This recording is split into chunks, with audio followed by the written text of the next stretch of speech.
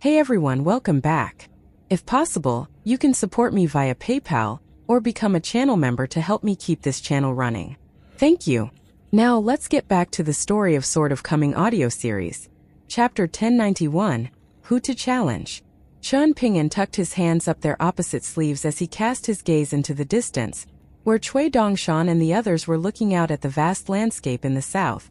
Bai Shou was standing beside Qi Jinglong, pleading with Chen Pingan with his eyes. Please handle Pei Qian for me, Brother Chen. You'll have my eternal gratitude. Chen Pingan turned to Pei Qian and said, There's an extremely important distinction between swordsmen and sword-wielding martial artists. The difference is like that between heaven and earth, so do not take offense at what Bai Shou said earlier.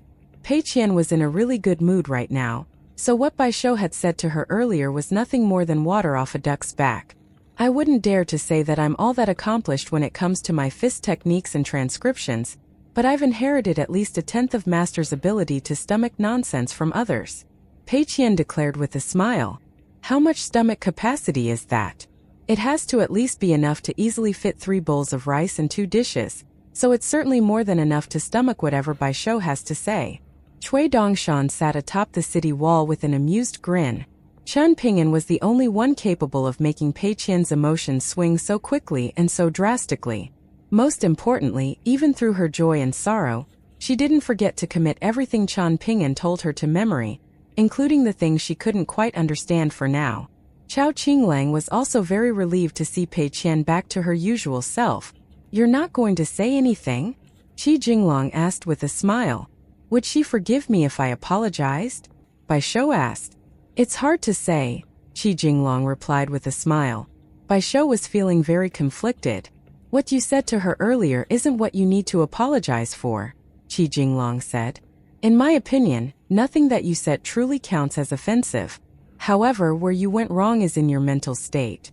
While you did pay a visit to Downtrodden Mountain, you didn't truly open your heart to the place and see what it had to offer. Otherwise, you and Pei Qian wouldn't be so at odds with each other.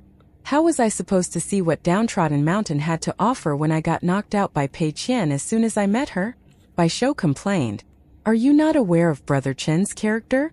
Even if you're not aware, everyone else on the entire Sword Qi Great Wall certainly is. If Pei Qian inherits even half of what he's capable of, then what's going to happen to me? You're so close with Chen Pingan that we'll inevitably have to meet them frequently in the future. Am I supposed to just hide from Pei Qian every single time? Look at her. She's looking at me right now, and that smile on her face is the spitting image of Chen Pingan's. Do you not understand? Even though he scolded her earlier in front of all of us, that was all just for show. He's still on her side. I'm scared that if I go to drink at his wine shop, he's going to spike my wine with an entire jar of laxatives.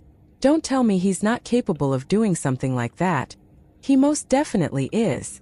It seems like you've really thought things through. Qi Jinglong chuckled. Bai Shou heaved a defeated sigh. Clearly, Lu Jinglong wasn't taking him seriously at all. Pei Qian skipped over to everyone, then declared to Bai Shou, Bai Shou, from now on, our sparring matches will be limited only to debates and simulated battles. Bai Shou was so relieved to hear this that he almost erupted into tears, just as Pei Qian had done earlier. However, Pei Qian then turned slightly to ensure that her back was facing her master before flashing Bai Shou a smile. Bai Shou instantly stiffened as if he had been struck by lightning.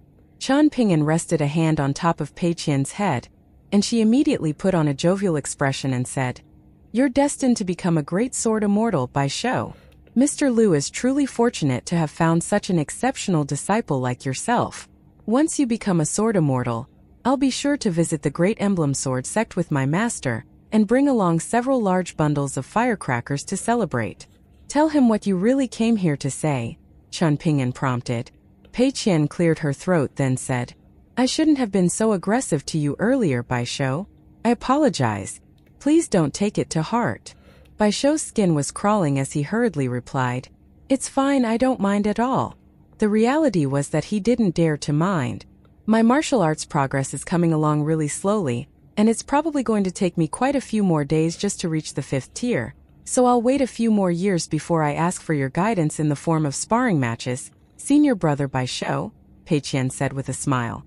Didn't you say we're only going to do debates and simulated battles? Bai Shou asked. We can discuss that another time, Pei Qian replied with a grin. Chao Qinglang was rather happy to see this. Clearly, he wasn't the only one who was afraid of Pei Qian. Is it going to affect Bai Shou's cultivation for him to be so timid and restrained around Pei Qian? Chen Pingan asked through his mind's lake. Let's just treat it as a necessary form of mental cultivation, Qi Jinglong replied with a smile. Bai Shou has never been all that motivated to cultivate. He's had a change of heart since coming to our sect, and he truly wants to learn swordsmanship now, but he's still denying that he wants to learn, probably just to spite me. I don't think it's necessarily a bad thing now that someone's putting a bit of pressure on him.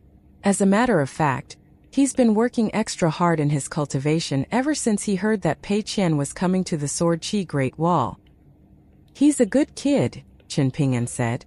I can tell that much just from the fact that he never even considered using his most lethal techniques that he learned on Deer Cutter Mountain, even after being humiliated by Pei Qian. Otherwise, I don't think he would have been beaten back on Downtrodden Mountain. Of course, my disciple isn't going to be inferior to yours, Qi Jinglong said with a smile. He's still a little inferior, Chen Pingan argued.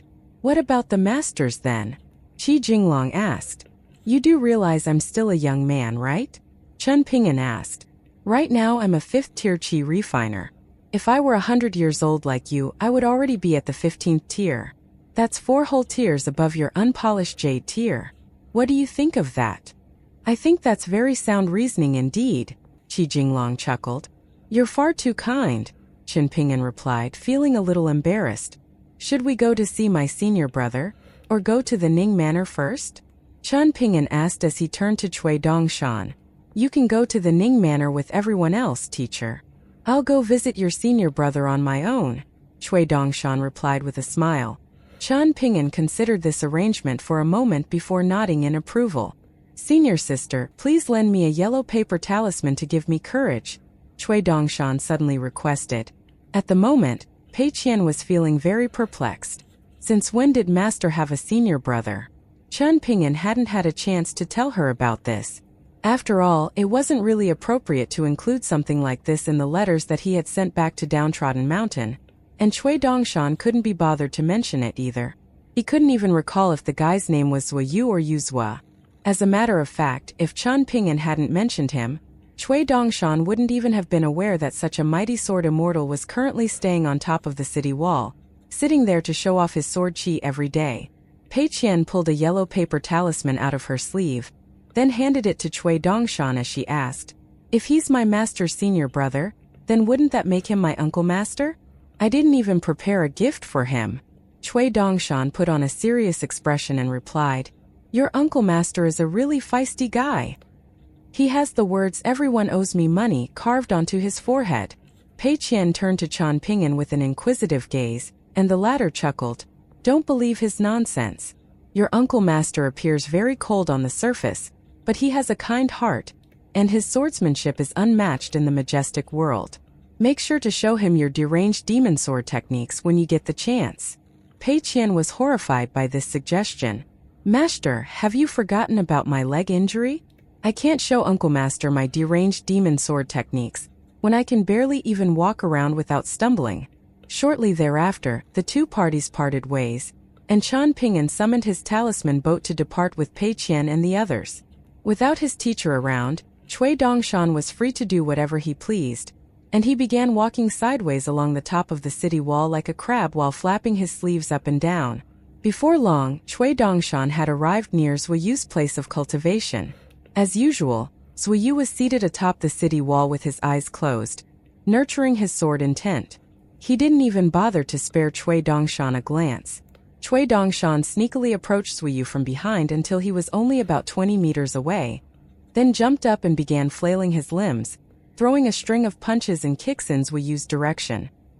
He then jumped to another spot and continued his assault, and as he sprang up into the air, he bent and touched his hands to his toes, executing an acrobatic maneuver that was surely extremely elegant and graceful. Finally, he stood on one leg and struck a dashing pose. As a mere unpolished jade tier cultivator, he was able to fight the mighty sword immortal, Zuoyu, to a tie. Surely that was an unmatched feat on the Sword Qi Great Wall. Zhuyu couldn't even be bothered to look at Cui Dongshan as he asked in a cold voice. Do you want me to cut you down with a single slash of my sword? Or chop you up a few times? Senior sister, he's threatening me. I'm scared. Cui Dongshan wailed as he slapped the yellow paper talisman to his forehead, following which a look of realization appeared on his face. Oh, I forgot that senior sister isn't with me. Zhuyu reached out to make a grabbing motion, conjuring up a longsword with his sword intent. He didn't even want to draw his sword because the person behind him wasn't worthy. You can say that you can face the eastern treasured vile continent and the majestic world with a clear conscience, but you can't say the same about my teacher. You were once my senior brother, but from that day forth, I became the senior brother of the scholarly sages branch. Treat your own junior nephew with a bit more respect, Cui Dongshan yelled. Zhuyu rose to his feet. As opposed to the mountainous presence displayed by the little Taoist priest when he stood up at the gate earlier, Zhuyu's rise was much more underwhelming. Of course, it wasn't because he was lacking in sword chi and sword intent. It was simply because his sword chi and sword intent were too aligned with the great Tao of heaven and earth, to the point that they blended seamlessly into the world around him. Fine. Just kill me then, Cui Dongshan challenged. I have important matters to discuss with you, but I guess you don't want to hear what I have to say. You never cared about the survival of your senior and junior brothers anyway, so why don't you just chop off my head and be done with it? You can still talk even if I chop off your limbs, Zhuyu remarked. Cui Dongshan could only look up into the heavens with a devastated expression. In the next instant, Cui Dongshan was sent plummeting down from the top of the city wall by a long sword formed by pure sword intent, crashing to the ground several kilometers away. You should thank my junior brother that I let you off the hook so easily, Zhuyu sneered as he sat back down. The old great sword immortal had already arrived by his side, and he smiled and asked, You sensed that phenomenon just now, right? Zhuyu nodded in response. If it weren't for that, Cui Dongshan most likely wouldn't even have dared to come and to see him alone. That is the innermost voice of your junior brother, Chen Qingdu mused. You just can't hear it because your swordsmanship is still lacking. Why don't you relay the message to me? Zhuyu suggested expressionlessly. I can't do that, Chen Qingdu refused with a shake of his head. If those words were to come out of my mouth, then all three worlds would be implicated. Earlier, Chen Pingan had made a declaration to himself, but hadn't verbally articulated it. Even so, just his inner voice alone was enough to trigger a slight phenomenon. How nice it is to be young, Chen Qingdu mused. Earlier, Chen Pingan had declared internally, Please have patience with me, everyone.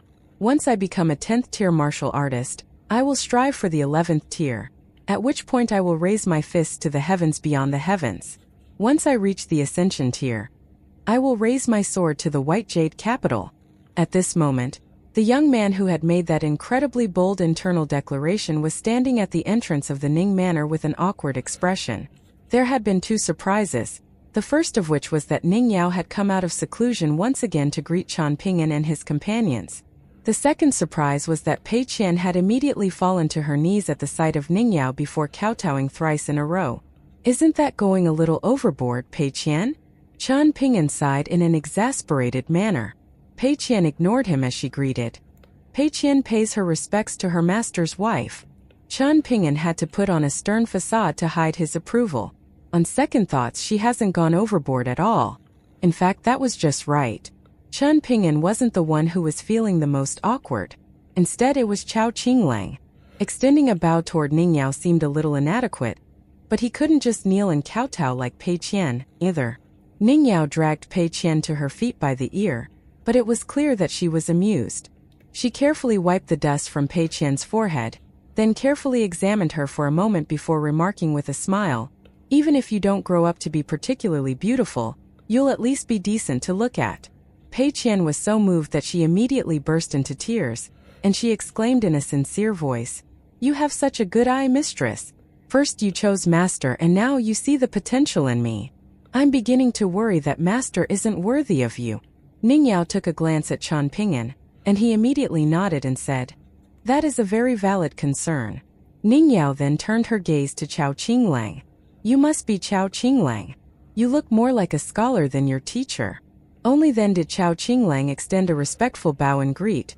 Chao Qinglang pays his respects to his mistress. Ning Yao gave him a nod of acknowledgement, then turned to cup her fist in a salute toward Zhong Qiu, who responded in kind. All of a sudden, Pei Qian remembered something, and she carefully pulled out that writing brush and the iridescent cloud letter paper from her bag, then got up onto the tips of her toes and offered the two items up to Ning Yao with both hands. She then beckoned for Ning Yao to lean down a bit so that she could whisper into her ear, and she said, "I picked this letter paper out for you, mistress. I had to go really far to find it, so far that I was worried I'd fall off Stalactite Mountain and into the sea if I went any further. The other thing was chosen for you by Chao Qinglang. It's not that we didn't want to spend more money, but we simply didn't have much to spend. My cost 3 snowflake coins while his only costs 1 snowflake coin, so mine is a bit more expensive." Chao Qinglang scratched his head, while Chen Pingan and Zhong Qiu exchanged an amused smile with each other. Ning Yao took a glance at the writing brush, and she was immediately able to extrapolate that this had most likely originally been intended to be a gift for Chen Pingan. She gave Pei Qian an affectionate pat on the head, then turned to Chao Qinglang with a smile and said, "Chao Qinglang, you owe me a gift. Make sure to bring one next time." Chao Qinglang scratched his head once again, then nodded in response, while Pei Qian could only look up at Ning Yao with an astonished expression. Mistress saw through my ruse right away. She possesses keener eyes than even several hundred Pei Qians combined.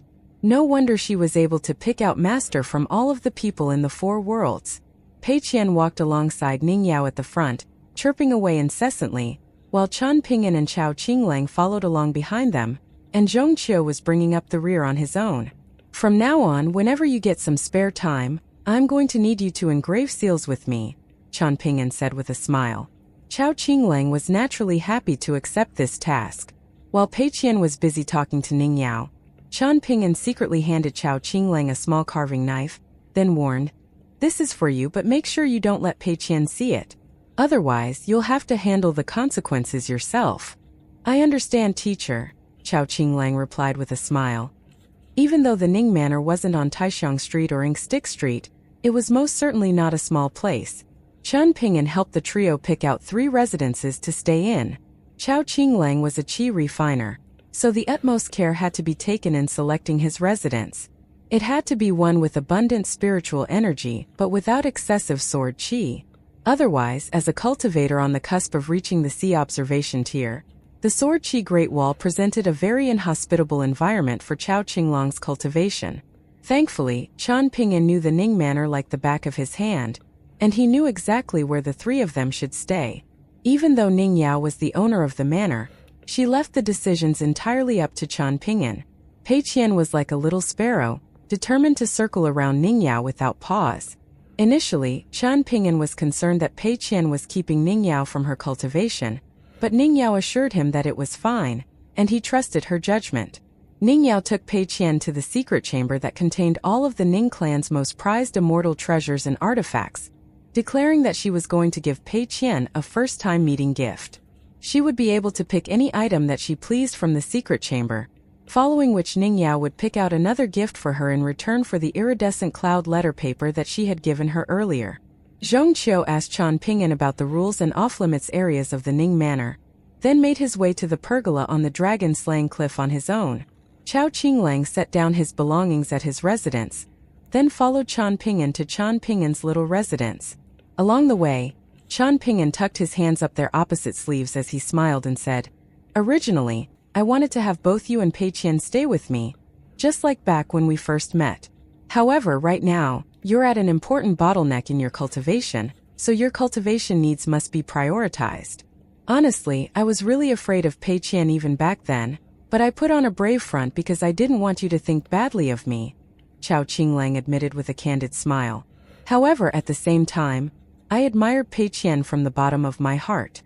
I've always felt like if I had been in her shoes, then there's no way I would have been able to survive in the capital of the Southern Garden Nation. At the time, I didn't know much about her, so I didn't really like her, but I obviously didn't dare to speak ill of her. Back then, she told me about many of her feats from her travels, and it was very apparent to me why she had told me those things. Has she ever beaten you in secret when I wasn't around in your clan's ancestral residence?" Chen Pingan asked with a smile. Chao Qinglang nodded vigorously in response, but didn't go into any detail, and Chen Pingan didn't ask for further elaboration. It wasn't difficult for him to imagine what it would have been like for Chao Qinglang to stay with Pei Qian in that shoddy ancestral residence in his absence. There were many things that Chao Qinglang had to face on his own, such as the passing of his seniors and all of the less than savory words directed at him by those around him. Chao Qinglang had been forced to endure a lot of hardship before he finally reached the light at the end of the tunnel. Back then, Chao Qinglang was no match for Pei Qian in a fight, and he didn't even dare to fight back. To make matters even worse for him, there was a sense of erratic, unpredictable aggression about Pei Qian at the time, and she would often destroy an ant's nest or kill a fly or mosquito for no reason other than to show she could. Thus, Chao Qinglang had no choice but to fear her. One time, Pei Qian had stared directly at him while holding a little stool in her hand, but for once, she didn't say anything to try to intimidate him. On that occasion, Chao Qinglang had truly feared for his life, to the point that he would often go outside to avoid Pei Qian whenever Chen Pingan wasn't around. He could only sit on the steps outside with a glum expression, too afraid to stay in his own home. On those occasions, he would frequently cast hopeful glances down the alley, waiting eagerly for Chen Pingan to return. Once Chen Pingan returned, he would be able to finally return to his own home, but he couldn't say anything, and he certainly couldn't tattle to Chen Pingan about Pei Qian's behavior. The problem was that Pei Qian was truly very smart, unimaginably smart for a boy of Chao Qinglang's age at the time. From the very beginning, she delivered a threat to Chao Qinglang, warning him that if he dared to tattle to Chen Pingan, then she would beat him every time that he did. She told him that even if Chen Pingan kicked her out, she would climb over the wall in the middle of the night to smash everything in the residence. Perhaps Chen Pingan could stop her for a day or two, but what about 1 or 2 years? Would he always be around? Given his personality, there was no way that he would kill her, no matter what she did, so she advised Chao Qinglang not to try any funny business. Otherwise, she would harass him relentlessly for years to come. He was an orphan with no one to protect him anyway, and she had plenty of ways to make his life a living hell. She would constantly empty his water bucket and fill it with piss, and she would throw stones through his windows every day, leaving behind holes that would expose Chao Qinglang directly to the elements during the winter months. What Chao Qinglang found the most difficult to endure from Pei Qian at the time wasn't her direct threats and insults. Instead, it was the other airy remarks that she made while grinning at him in derision and disdain. Sheesh, you're so poor that your rice vat is even cleaner than your bed. No wonder you're constantly staying outside. You must be posing as a door god so you don't have to spend money buying any. Look at all of the other households. They're always welcoming new members into their families while earning more and more money, while everyone in your family is dead, and they didn't leave behind any money either. Wasn't your father supposed to be a traveling salesman? There are a ton of brothels on Champion Scholar Alley, right? He must have spent all of his money for the chance to get in bed with those women. Where are the sunflower seeds? Don't tell me there's none left. I'm going to smash the jar that you keep sunflower seeds in, and rip all of your shitty books to shreds. Once Chen Pingan comes back, kneel on the ground and cry and beg him to buy some sunflower seeds. He has a ton of money, so buying sunflower seeds is nothing for him. Chao Qinglang, you don't actually think that he's taken a liking to you, do you? He only pities you, you idiot. He and I are the same type of people. You know what type of people we are? Say I'm out taking a walk, and I see a hatchling on the ground that's fallen out of a nest in a tree. I pity it, so I pick up a rock and kill it. That way, it won't have to suffer a slow and painful death. Doesn't that make sense? Doesn't that make me a good person? You think I'm staying here just to pick on you? You're a fool. I'm protecting you. What if he decides to put you out of your misery someday? He wouldn't dare to do that when I'm around, so you have to thank me. Why are you always looking so depressed? Your parents died? So what? You think my parents are still around? If your parents were to see you like this from the other side, they'd surely be so pissed off that they'd die all over again. I think you should just put an end to your own life, Chao Qinglang. If you die now, maybe you can still catch up to your parents on your way to the afterlife, but make sure you go and die somewhere further away so Chen Pingan doesn't find you. He has money, but he's super stingy, so he won't even be willing to buy a blanket to wrap your body with. After you die, this residence will belong to me. Chao Qinglang had picked a fight with Pei Qian on 2 occasions, once for his parents and once for Chen Pingan, who had been absent for a very long time. Of course, he was no match for her. Pei Qian had gotten into more fights than she could count, while Chao Qinglang didn't even dare to attack any of her vital regions, so he was beaten black and blue on both occasions. Chen Pingan led Chao Qinglang to the wing room on the left-hand side, where there were 2 tables inside.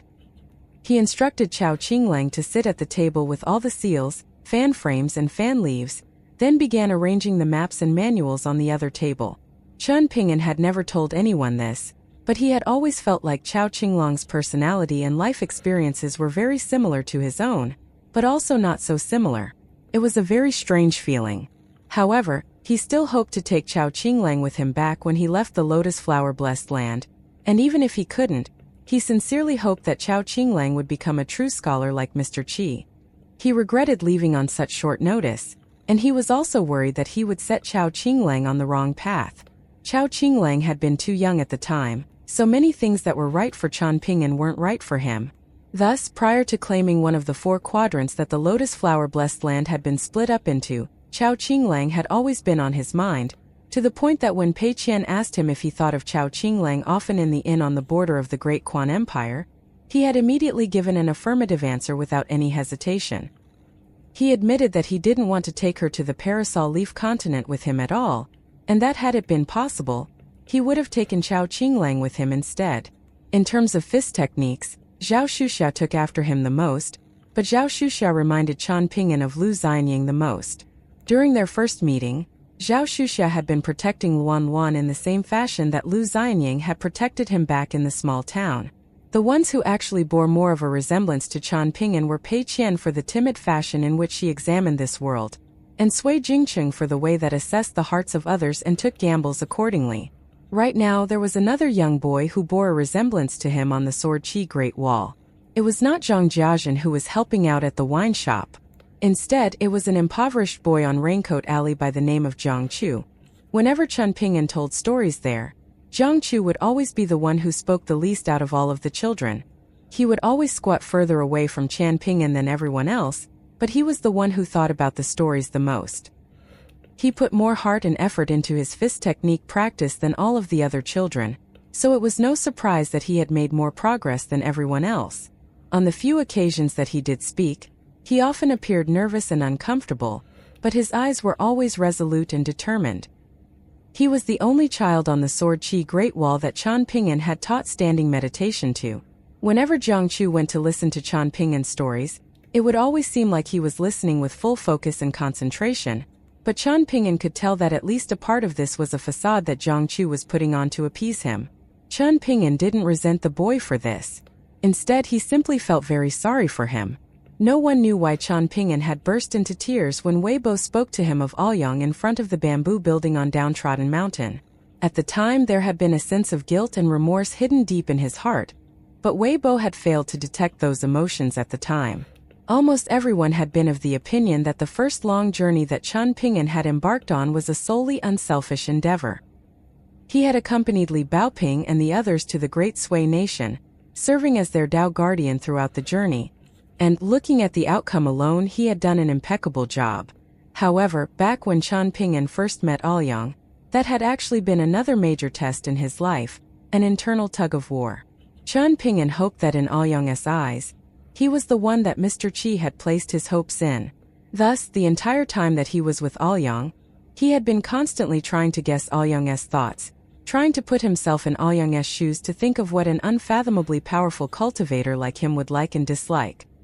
He wanted to act in a way that would allow him to curry the most favor with Aoyang, and even if he couldn't do that, he had to do everything in his power to at least ensure that he didn't end up being resented by Aoyang.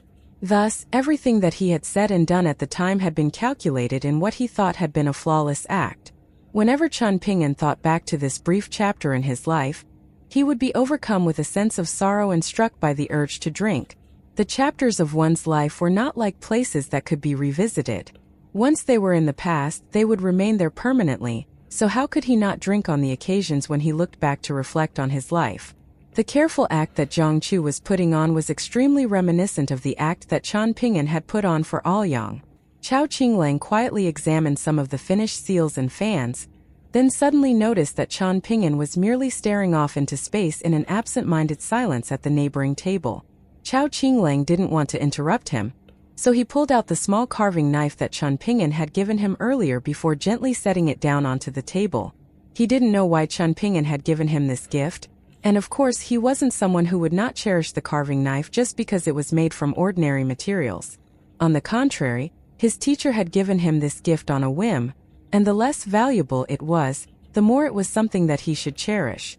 Chen Pingan stood up with a smile and said, "I was thinking of some past memories just now."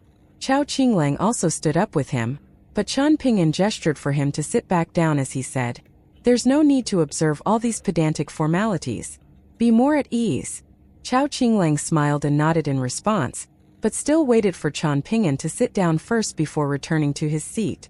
Chen Pingan tucked his hands up their opposite sleeves as he leaned forward to examine the carving knife on the table, and he smiled and said, "This carving knife was given to me as a gift by the shopkeeper when I was buying some jade seals from a shop in the capital of the Great Sui nation.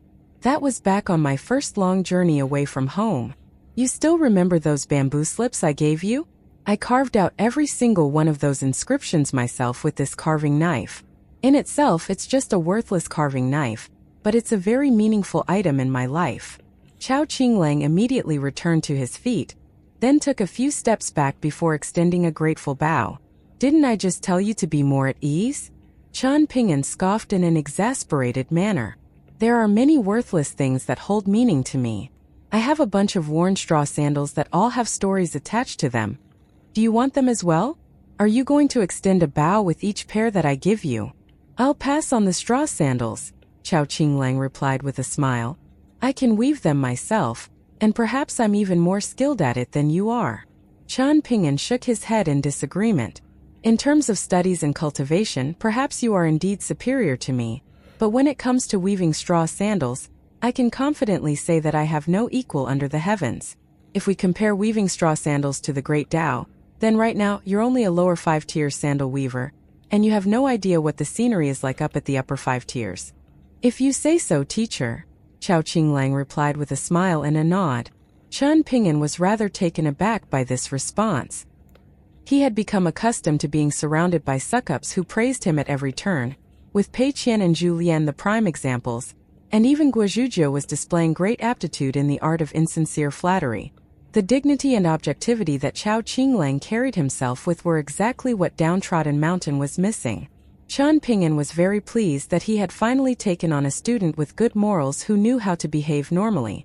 Chao Qinglang reached out to pick up a bamboo fan that had inscriptions on both the leaf and the frame. The text on the leaf was naturally the centerpiece, but Chao Qinglang was much more drawn to the line of small, compact script text on the bamboo frame of the fan. It was like a shy child who didn't dare to show himself. The text was extremely small, and one could easily miss it altogether. Perhaps if the fan were purchased by someone lacking attention to detail, they could spend their entire life oblivious to this little secret. "You can have that fan if you like it," Chen Pingan offered with a smile. "I won't get in the way of your money-making," Chao Qinglang replied with a smile and a shake of his head. Chen Pingan picked up another fan at random, then began fanning himself as he chuckled. "I don't mind. Should we start engraving seals now, teacher?" Chao Qinglang asked. "Sure," Chen Pingan replied as he set down the fan. Chao Qinglang picked up a white stone seal that had caught his eye, but there was a hesitant look on his face as he said, "Engraving and writing are two very different things, and I've never done this before. If I make a mistake, then won't that be a waste of a seal?" 15th flew out of Chen Pingan's acupoint and into his grasp, and he replied in a nonchalant manner, "It's fine. The material used to make these seals is just a type of common rock that can be found all over the Sword Chi Great Wall, so it barely costs anything. If you really don't want to waste anything, then just take it slow. The slower you go, the less likely you are to make mistakes. In any case, the swordsmen of the Sword Chi Great Wall aren't all that pedantic, and they're not going to go out of their way to try and pick out tiny flaws. As long as you don't make any mistakes that are overly egregious, the seals will be sold just fine." Chen Pingan held 15th in one hand and a seal in the other, and he was planning to give Chao Qinglang and Pei Qian a seal each. However, he hadn't made up his mind on what he was going to inscribe on the two seals. In contrast, Chao Qinglang already had an inscription in mind, and he quickly got to work.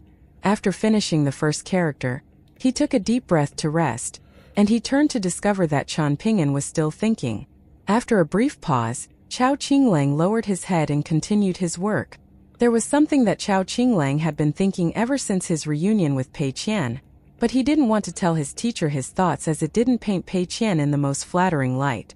Only those who have seen how bad Pei Qian was in the past can truly appreciate how good she has become. Chao Qinglang had already been very surprised by Pei Qian during their first reunion, and their second reunion only left him feeling even more surprised and perplexed. Only after paying that visit to the Heart Manifestation Temple with Pei Qian did he finally begin to feel a little enlightened.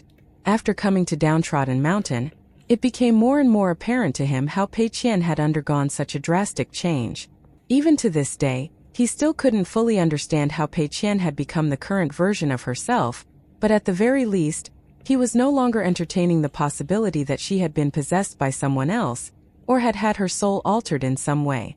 In reality, even after witnessing the change in Pei Qian, Chao Qinglang had still come to Downtrodden Mountain with a sense of apprehension in his heart.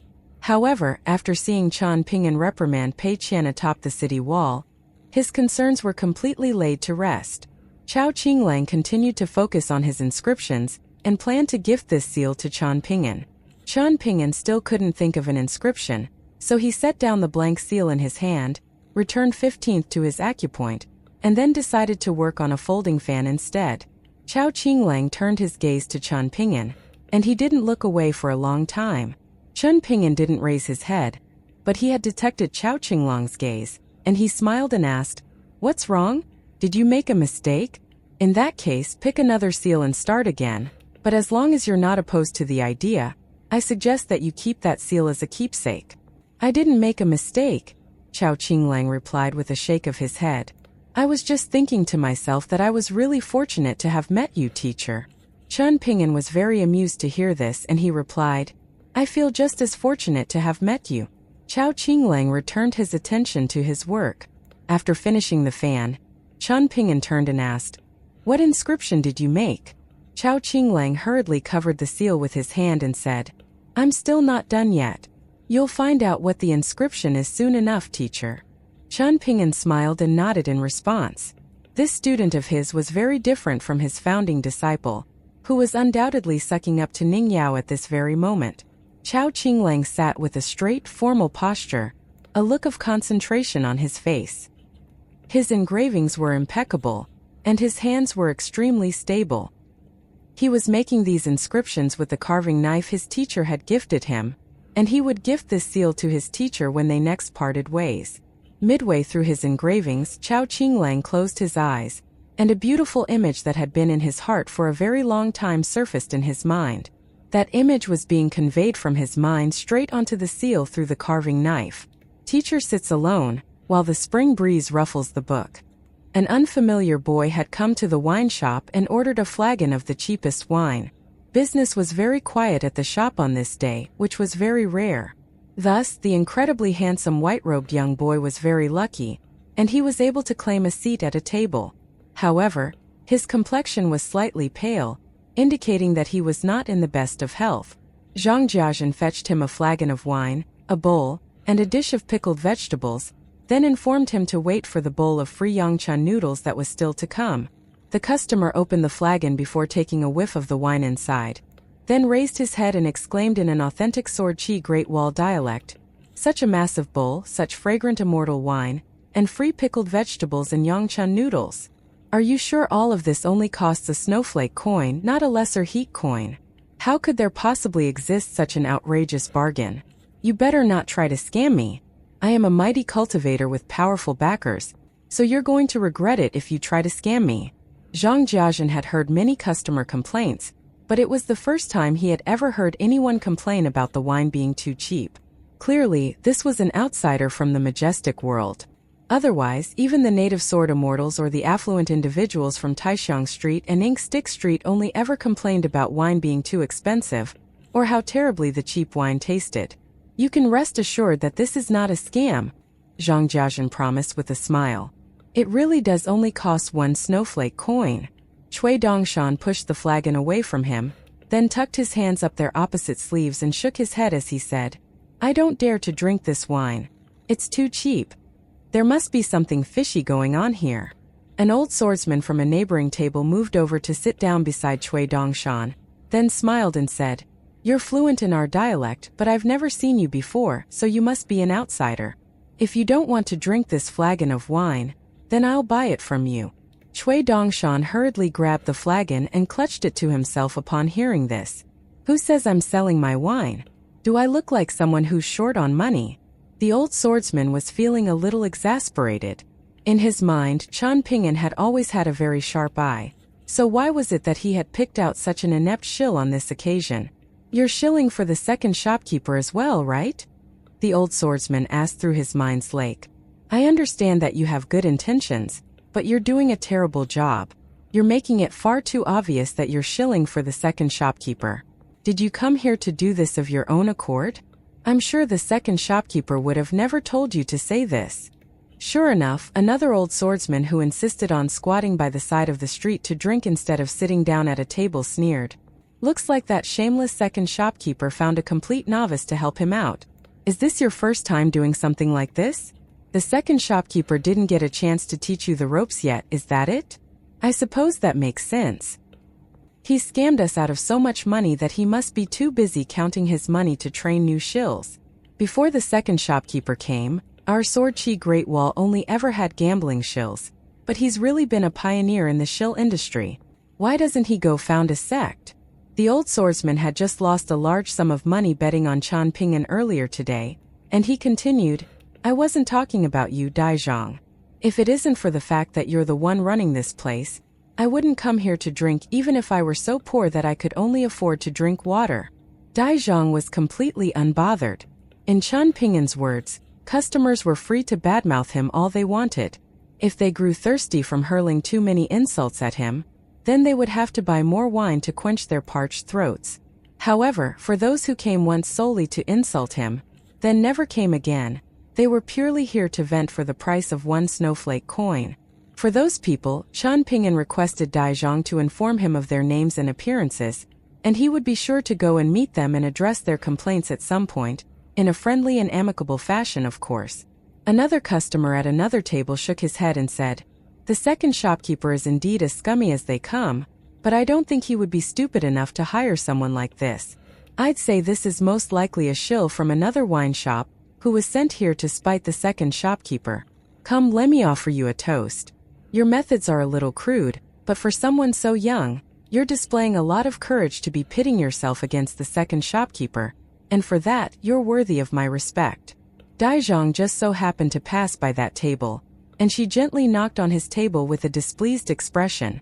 The customer put down his bowl of wine in a sheepish manner, then smiled apologetically and said, "We have nothing against you, Daizhong. We just feel really bad that you've found yourself such a shady business partner, and that he's dragging your reputation down with him." The customer was feeling rather sorry for himself.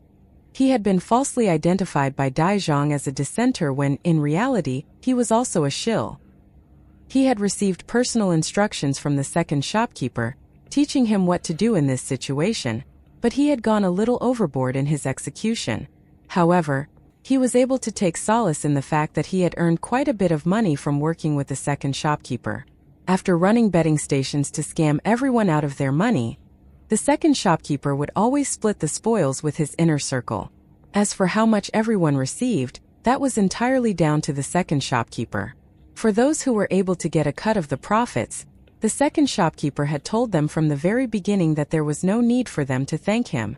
Instead, they could simply express their gratitude by coming to drink frequently at his shop. A great deal of mental cultivation was required to be able to drink at the wine shop, but over time, once one learned the tricks of the trade, they would begin to enjoy the process. For example, those who drank regularly at the wine shop had developed a habit of examining others, trying to spot details that would reveal whether those around them were friend or foe. The man felt like he had to have been one of the wiser, more accomplished and senior figures among the second shopkeeper's many shills. In the beginning he only drank here because the wine was cheap, but after drinking so much Bamboo Sea Small World wine, he had really begun to take a liking to its taste. Cui Dongshan pulled out a snowflake coin, then gently set it down onto the table and began drinking. When it came to examining the hearts of others, even Chen Pingan couldn't compare with Cui Dongshan, let alone the drunkards and gamblers at the wine shop. Over the past year that Chen Pingan had spent on the Sword Chi Great Wall, it had appeared that everything that he had done had been rather haphazard and lacking in direction, but in Cui Dongshan's eyes, it was actually all very simple and clear. In reality, he was only doing one thing: borrowing external power. The first step toward accomplishing this goal was the 4 battles he won against Qi Shou, Peng Yuanji, and the others. After that, he had gained many allies including Chen Sanxiu, Yan Zhua, the entire Ning Manor, Zui Yu, all of the sword immortals who came to his wine shop to drink and inscribe safety tablets, as well as all those on the Sword Chi Great Wall who had purchased his seals and fans. Once he accomplished this objective, he would be able to ensure self-preservation and do some things beyond that. Self-preservation wasn't just about survival, but also about preserving one's mental sanctity. As long as one was willing to scrutinize and ponder one's own actions to try to ensure that one was doing no harm to others, one would already be setting oneself apart from everyone else, regardless of whether one could actually accomplish that objective. Even if one didn't ponder such matters, they may not necessarily bring harm to others, but it would naturally be better if they were willing to consider such things.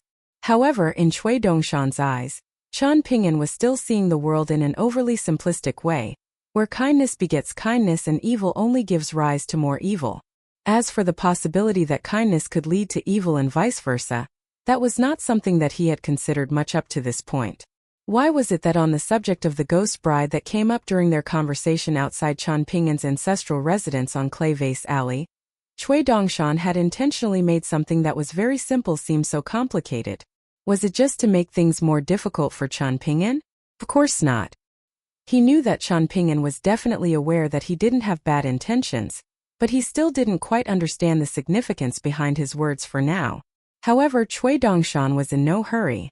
As long as every step that Chen Pingan took was firm and stable, it didn't matter if he walked a little slowly. Bringing benefit to others was a good thing, but it couldn't be in the form of charity. Otherwise, the beneficiary would take the things given to them for granted, and unnecessary karmic ties would be formed. Was Chen Pingan more like Qi Jingchen, or was he more like Cui Chan? Why was it that Cui Chan had set up that trial of self-reflection for Chen Pingan in Bamboo Scroll Lake in an attempt to see who would truly come out on top between himself and Qi Jingchen? It was because Cui Chan had noticed that over time, Chen Pingan had become very similar to him. Qi Jingchen was already dead, so he couldn't concede his defeat, but even so, Cui Chan wanted to be able to get one back over him.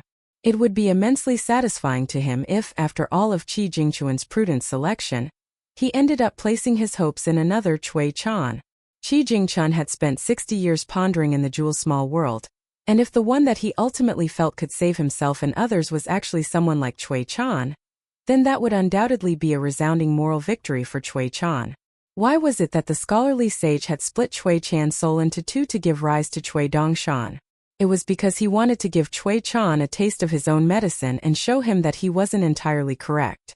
Cui Dongshan drank a bowl of wine, then sampled the dish of pickled vegetables. It was a little too salty. His teacher was still too scrupulous a businessman. He was using too much salt. Was the old scholar hoping that his final disciple would only observe the good and evil in others? No, he had far higher hopes than that. So what if he could see the good and evil in others? Chen Pingan had already set himself on a path that placed him in opposition to himself long ago. Seeing the good and evil in others would certainly benefit him greatly, but it still wasn't enough. What the old scholar truly wanted was for Chen Pingan to look deeper into the hearts of others and examine the countless faces of human nature. Once one learned to do this, they would come to discover that the concepts of good and evil were far more complex and nuanced than they appeared on the surface. This concerned another trivial event that had taken place many years ago. At the time, Qi Jingchen no longer wanted to play Go with Cui Chan, so he went to the old scholar and asked if there was a type of Go in which both players could win.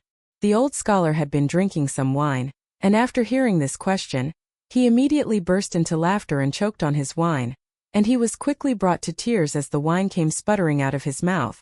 Young's gaze was fixed on the old scholar's wine with a hint of longing in his eyes, and he casually replied, "If you don't play, then you won't lose."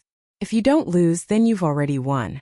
It's just like how not spending money is already an indirect form of earning money. Suiyu had been watching Aoyang with a vigilant eye, making sure the latter didn't steal any of the old scholar's wine, and his answer was, if I become such a skilled Go player someday that I can beat anyone, but I choose to lose in a subtle fashion that keeps my opponent oblivious, then we'll both have won. Cui Chan was sitting on the doorstep, leaning against the doorframe as he smiled and said, without breaking the rules of the game, victory for both players is only a possibility with an infinitely large board. Otherwise, it's impossible. Finally, Qi Jingchun turned to the old scholar to hear his answer. The old scholar smiled and said, this is a complicated question, one that I'll have to think over before I give you an answer. Maybe I'll have an answer once I'm finished with my wine. In that case, please drink faster, teacher, Qi Jingchun implored. The old scholar smiled and nodded in response, putting on a confident display, but after finishing his wine, he rose to his feet in an unsteady fashion, pretending to be heavily inebriated, and went to take his midday nap. Cui Dongshan set down his chopsticks and looked down at the square table, which resembled a go board in shape. He looked at the wine flagon and bowl on the table, then heaved a faint sigh before standing up to depart. Upon arriving at the Ning Manor, Cui Dongshan knocked on the gate, and it was opened by Nailan Yeshing. I'm Dongshan, Grandpa Nailan, Cui Dongshan said with a smile. I'm sure my teacher often spoke of me to you. Nailan Yeshing was indeed aware that Cui Dongshan was Chen Pingan's student, but he wasn't aware that Cui Dongshan wasn't very bright. It was quite a pity considering he was so pretty to look at. After Nailan Yeshing closed the gate, Cui Dongshan asked with a puzzled expression, Grandpa Nailan, why are you only at the unpolished jade tier when you clearly possess the aptitude to become an ascension tier swordsman? Could it be that you were severely injured by some mighty demon, resulting in a drop in your cultivation base? But if that's the case, then why isn't this a story known throughout the entire majestic world? Nailan Yeshing merely smiled and offered no response. There was clearly some important component missing in Cui Dongshan's head, so there was no need to be bothered by anything that he said. Cui Dongshan fished a yellow bead out of his sleeve, then handed it to Nailan Yeshing and said, I just so happen to have a pill that I picked up from the side of the street. It most likely won't be able to help you return to the immortal tier, but it should be able to help you consolidate your current unpolished jade tier cultivation base. Nailan Yeshing wasn't able to see anything special about the pill, so he chose not to accept it, and he smiled and said, I appreciate the thought, but you can keep the pill. Cui Dongshan's hand remained outstretched as he smiled and added, Did I mention that I picked this up on the side of iridescent Cloud Street in White Emperor City?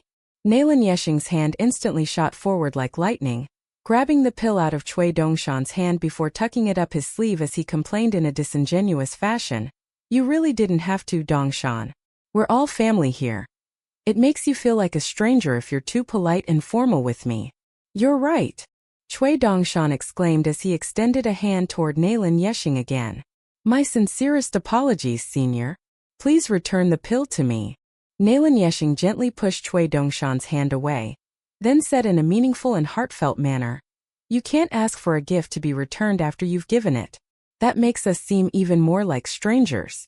Cui Dongshan seemed to have been convinced by Nailan Yeshing, and he turned and ran out of the Ning Manor, then stood at the entrance and said, All right, you can return the pill to me now. Nailan Yeshing was completely flabbergasted.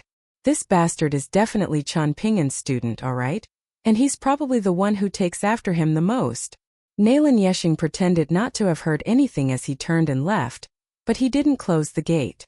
Cui Dongshan hurriedly followed after Nailan Yeshing, closing the door behind himself before asking, You know who I am now, right, Grandpa Nailan?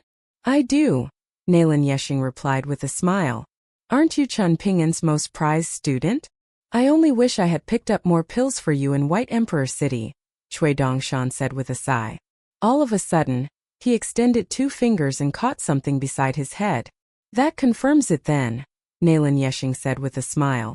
Looks like you weren't lying about the pills coming from White Emperor City. Please don't tell anyone that I'm a mere ascension tier cultivator, Grandpa Nailan, Cui Dongshan implored as he lowered his hand. I'm worried that the sword immortals here will look down on me for my lowly cultivation base, and that'll bring embarrassment to my teacher. Nailan Yeshing was beginning to feel a little mentally drained. Thus far, he had not been able to predict anything that Cui Dongshan had said and done. He had attacked Cui Dongshan with his flying sword just now to test him. At Cui Dongshan's cultivation base, he could have either chosen to completely ignore the attack or ward it off with ease. However, he had chosen to catch the flying sword, but he had intentionally done so a split second too late, and as a result, he had caught the sword by the hilt instead of the blade. Nailan Yexing was very concerned. Cui Dongshan walked alongside Nailan Yexing while examining the Ning manor around him, and he grinned as he asked, "Are you worried that I'm too bad a person to be my teacher's student? Or are you worried that my teacher isn't good enough for me? Are you more inclined to believe that I don't have the smarts to outwit my teacher?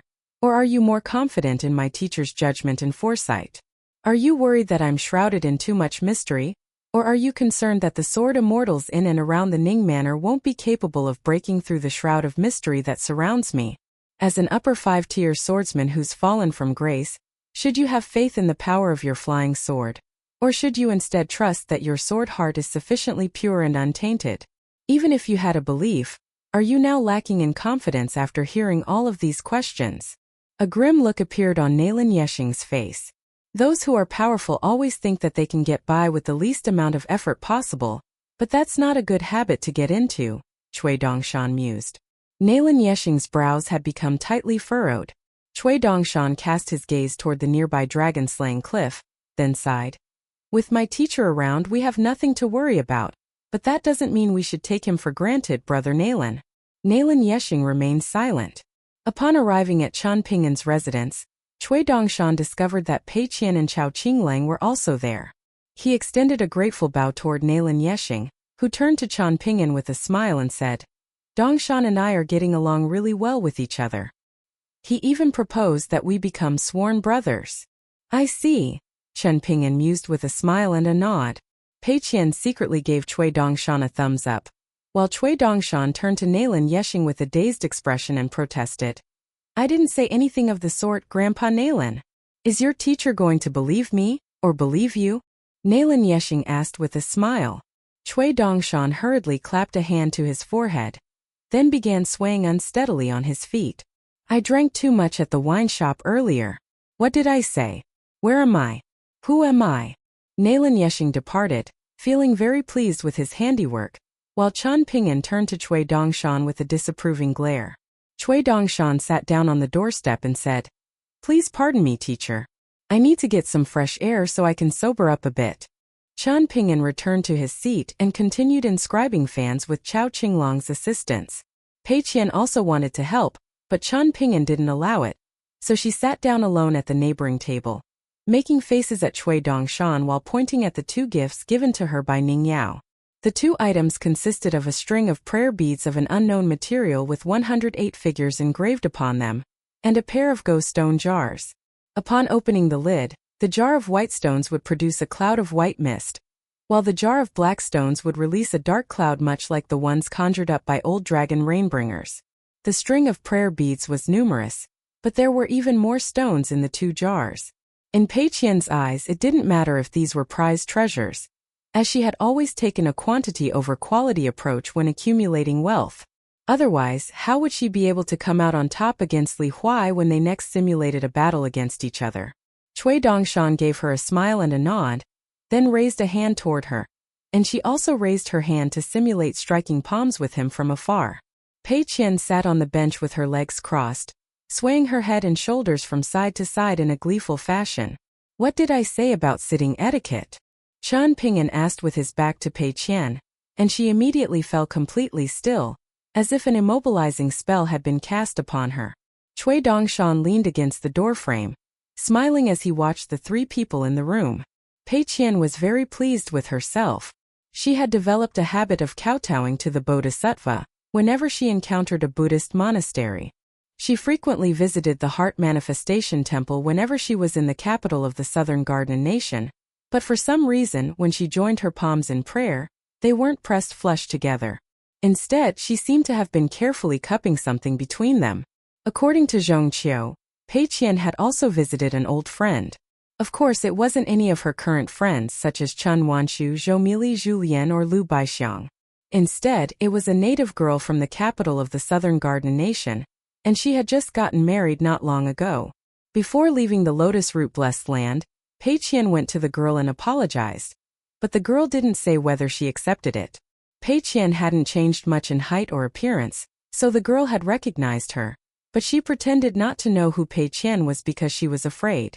After the two girls parted ways, Pei Qian went to Zhong Qiu and asked him if he could do her a favor. Zhong Qiu agreed, and Pei Qian asked him if what she was doing was right.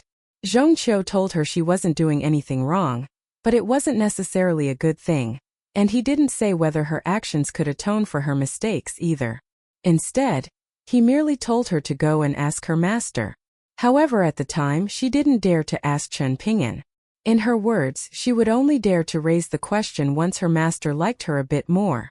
Chao Qinglang was fully focused on his inscriptions, looking much like a certain someone. He was always serious and diligent in everything that he did. Thus, he needed someone to teach him that not all things were to be taken seriously. Otherwise, he ran the risk of driving himself into corners. It was unclear whether Chao Qinglang knew why his teacher was willing to put so much effort into going around as a traveling salesman. A major motivating factor behind this was the guilt he harbored toward Chao Qinglang, even though he had nothing to do with the hardships Chao Qinglang had experienced in his formative years. There were many things that Cui Dongshan wasn't going to say. Instead, he would leave it to Chen Pingan to instruct and enlighten his students and disciples. The three people in the room were actually all very similar to one another in a certain regard, and that was that all of them had lost their parents at a very young age. At some point, all three of them would have been very resistant to the idea of growing up, but had no choice but to do so. Cui Dongshan continued to sit on the doorstep with his hiking pole resting across his lap, staring off into space in a daze. All of a sudden, Chen Pingan slammed the table, giving both Chao Qinglang and Pei Qian a massive fright. How come the one that has the best handwriting out of all of us isn't doing anything right now? Chen Pingan yelled with a look of mock fury on his face. You're right, teacher. Chao Qinglang exclaimed. Get over here. Pei Qian yelled as she also slammed the table.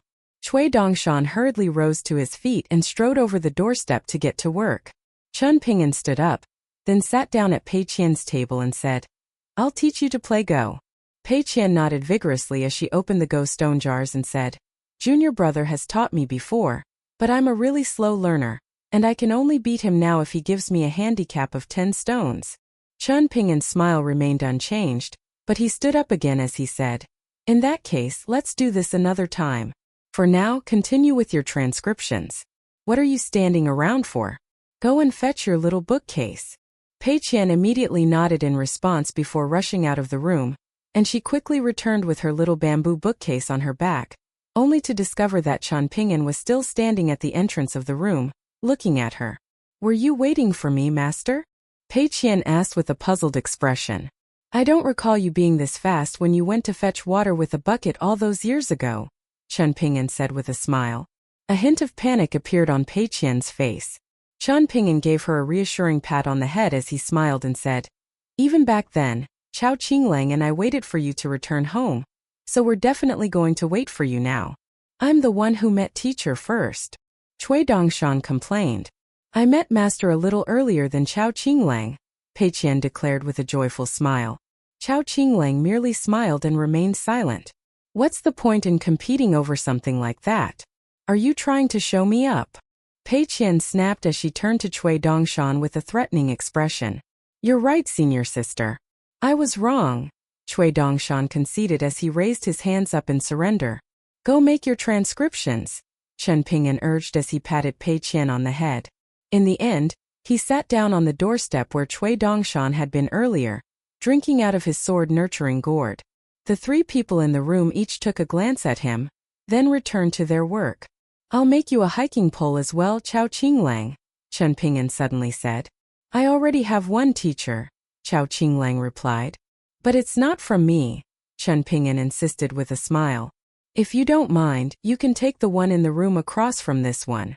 Chao Qinglang thought about it for a moment then replied, I'll take anything as long as it's not straw sandals. Cui Dongshan rolled his head and grumbled. You don't know how good you have it. Pei Qian also pulled a funny face and muttered under her breath. How could he take something so precious for granted? However, her mood was lifted as soon as she spotted the little bamboo bookcase on the table. That was something that only she had. Chen Pingan smiled as he looked up at the sky through the skywell. The bamboo sea small world wine on this day was particularly to his liking. The next 20 days were not an enjoyable time for Pei Qian because Cui Dongshan constantly forced her to go exploring everywhere outside the Ning Manor, and he also insisted on bringing Chao Qinglang with them. The three of them explored the streets and alleys of the city together, seeing the Mirage Market from afar before going down south. Cui Dongshan preferred to take a scenic route, passing by all of the residences previously inhabited by sword immortals en route to the city walls. Furthermore, he insisted on walking. If Pei Qian were with Chen Pingan, she would gladly walk, even crawl if she had to. However, seeing as Chen Pingan wasn't with them, she suggested on multiple occasions that Cui Dongshan summon his talismanic boat. That way they would be able to enjoy a far better view from above. However, Cui Dongshan refused, while Chao Qinglang remained silent, expressing no opinion on the matter, and that made Pei Qian feel a little lacking in support. Chao Qinglang was originally planning to cultivate in the Ning Manor, just like how Zhongqiu took daily multiple-hour-long walks around the training ground of the Ning Manor. Thus, when Cui Dongshan invited him to go exploring the city, he wanted to refuse. After all, Chen Pingan had chosen this particular residence for him to cultivate in, so he didn't want to waste any time. However, it was clear that Cui Dongshan wasn't going to take no for an answer, so Chao Qinglang agreed to go with him. Cui Dongshan told him to bring the hiking pole that he had received from Chen Pingan, which was the very same hiking pole that Chen Pingan had used over the course of his journey that spanned half the northern complete reed continent. Cui Dongshan had a hiking pole as well, but it was fashioned out of normal green bamboo.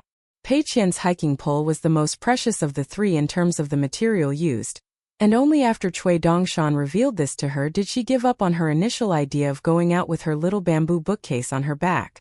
On top of the city walls, Pei Qian encountered many interesting sword immortals. There was one particular sword immortal in a colorful robe out on a stroll. He was carrying a sheathless sword with an extremely long tassel. One end of the tassel was wound around the sword immortal's waist, and his sword was dragging along on the ground behind him. The tip of its blade was scraping against the ground, producing visible sword chi fluctuations that Pei Qian wanted to examine more closely, but didn't dare to. Cui Dongshan told Pei Qian that she could look a bit more if she was interested. Sword immortals were exceedingly rare in the majestic world, and Cui Dongshan assured her that the sword immortal wouldn't be angry at her for looking. Only then did Pei Qian dare to take a few extra glances. Sure enough, the sword immortal appeared lost in his own thoughts, and he wasn't bothered in the slightest by Pei Qian's timid gaze. Cui Dongshan was naturally aware of who this sword immortal was. It was the unpolished jade-tier swordsman Wu Chengpei. His bonded flying sword was called Du, and his sword techniques were particularly effective at the end of a battle because that was when there was the most blood on the ground. Wu Chengpei had a very reclusive personality. He appeared quite young, but in reality, he was very advanced in age. His former Dao partner had had her head crushed by a great demon before her soul was devoured. At some point, the great demon sustained severe injuries in battle, so it retreated to its cave in the heart of the savage world to rest and recuperate. At the time, Wu Chengpei had felt very conflicted, unsure of whether he should live on alone or venture into the heart of the savage world to throw his life away. Before he could make a decision, the great demon in question was slain, and the one who slew it brought its head to Wu Chengpei, asking for no compensation in return other than for Wu Chengpei to treat him to some wine. The three of them also encountered a sword immortal who seemed to have been locked in a battle against someone. He was sitting with his legs crossed, drinking some wine while making a sword seal with one hand. He sat facing the north, and ahead of him was a streak of light. It was unclear whether the streak of light was an arc of lightning, a burst of sword light, or something else, but it was as thick as the opening of the iron lock well in the Dragon Spring Prefecture. Sparks were flying in all directions as the streak of light struck the city wall over and over again, and Pei Qian was too afraid to continue onward upon seeing this. The old man smiled and asked, "Are you aware of the rules here? You're allowed to pass if you give me a flagon of wine. Either that or you defeat me with your swordsmanship. Otherwise, you'll have to fly out of the city wall and go around me." My teacher is the second shopkeeper, Cui Dongshan said with a smile. The old man was immediately furious. In that case, you'll need to give me 2 flagons of wine to secure passage. Cui Dongshan smiled and tossed 2 flagons of wine at the old sword immortal. The old man's name was Zhao Gai, and the one clashing against him was Chang Quan, a previous unpolished jade tier sword immortal who had fallen to the nascent tier. The two of them were longtime rivals. Zhao Gai would often restrict his own cultivation base, so that he could clash against Chang Quan on equal footing. Both of them had been born in the same alley, and aside from their regular battles, they would also often hurl insults at each other from across the street. Apparently, there were even instances of them secretly spitting into each other's wine. After catching the 2 flagons of wine, Zhao Gai raised his hand slightly, elevating the streak of sword qi so that it was no longer obstructing the path forward, and he grumbled, "Fine, come through then." Cui Dongshan led the way forward, while Chao Qinglang brought up the rear. As he raised his head to look up at the hovering streak of sword qi, his face was completely illuminated by its radiance. Pei Qian was hiding behind Cui Dongshan, and she tugged on his sleeve as she urged, "Hurry up! Show some composure, senior sister." Cui Dongshan encouraged with a smile. "You're going to put your master to shame like this."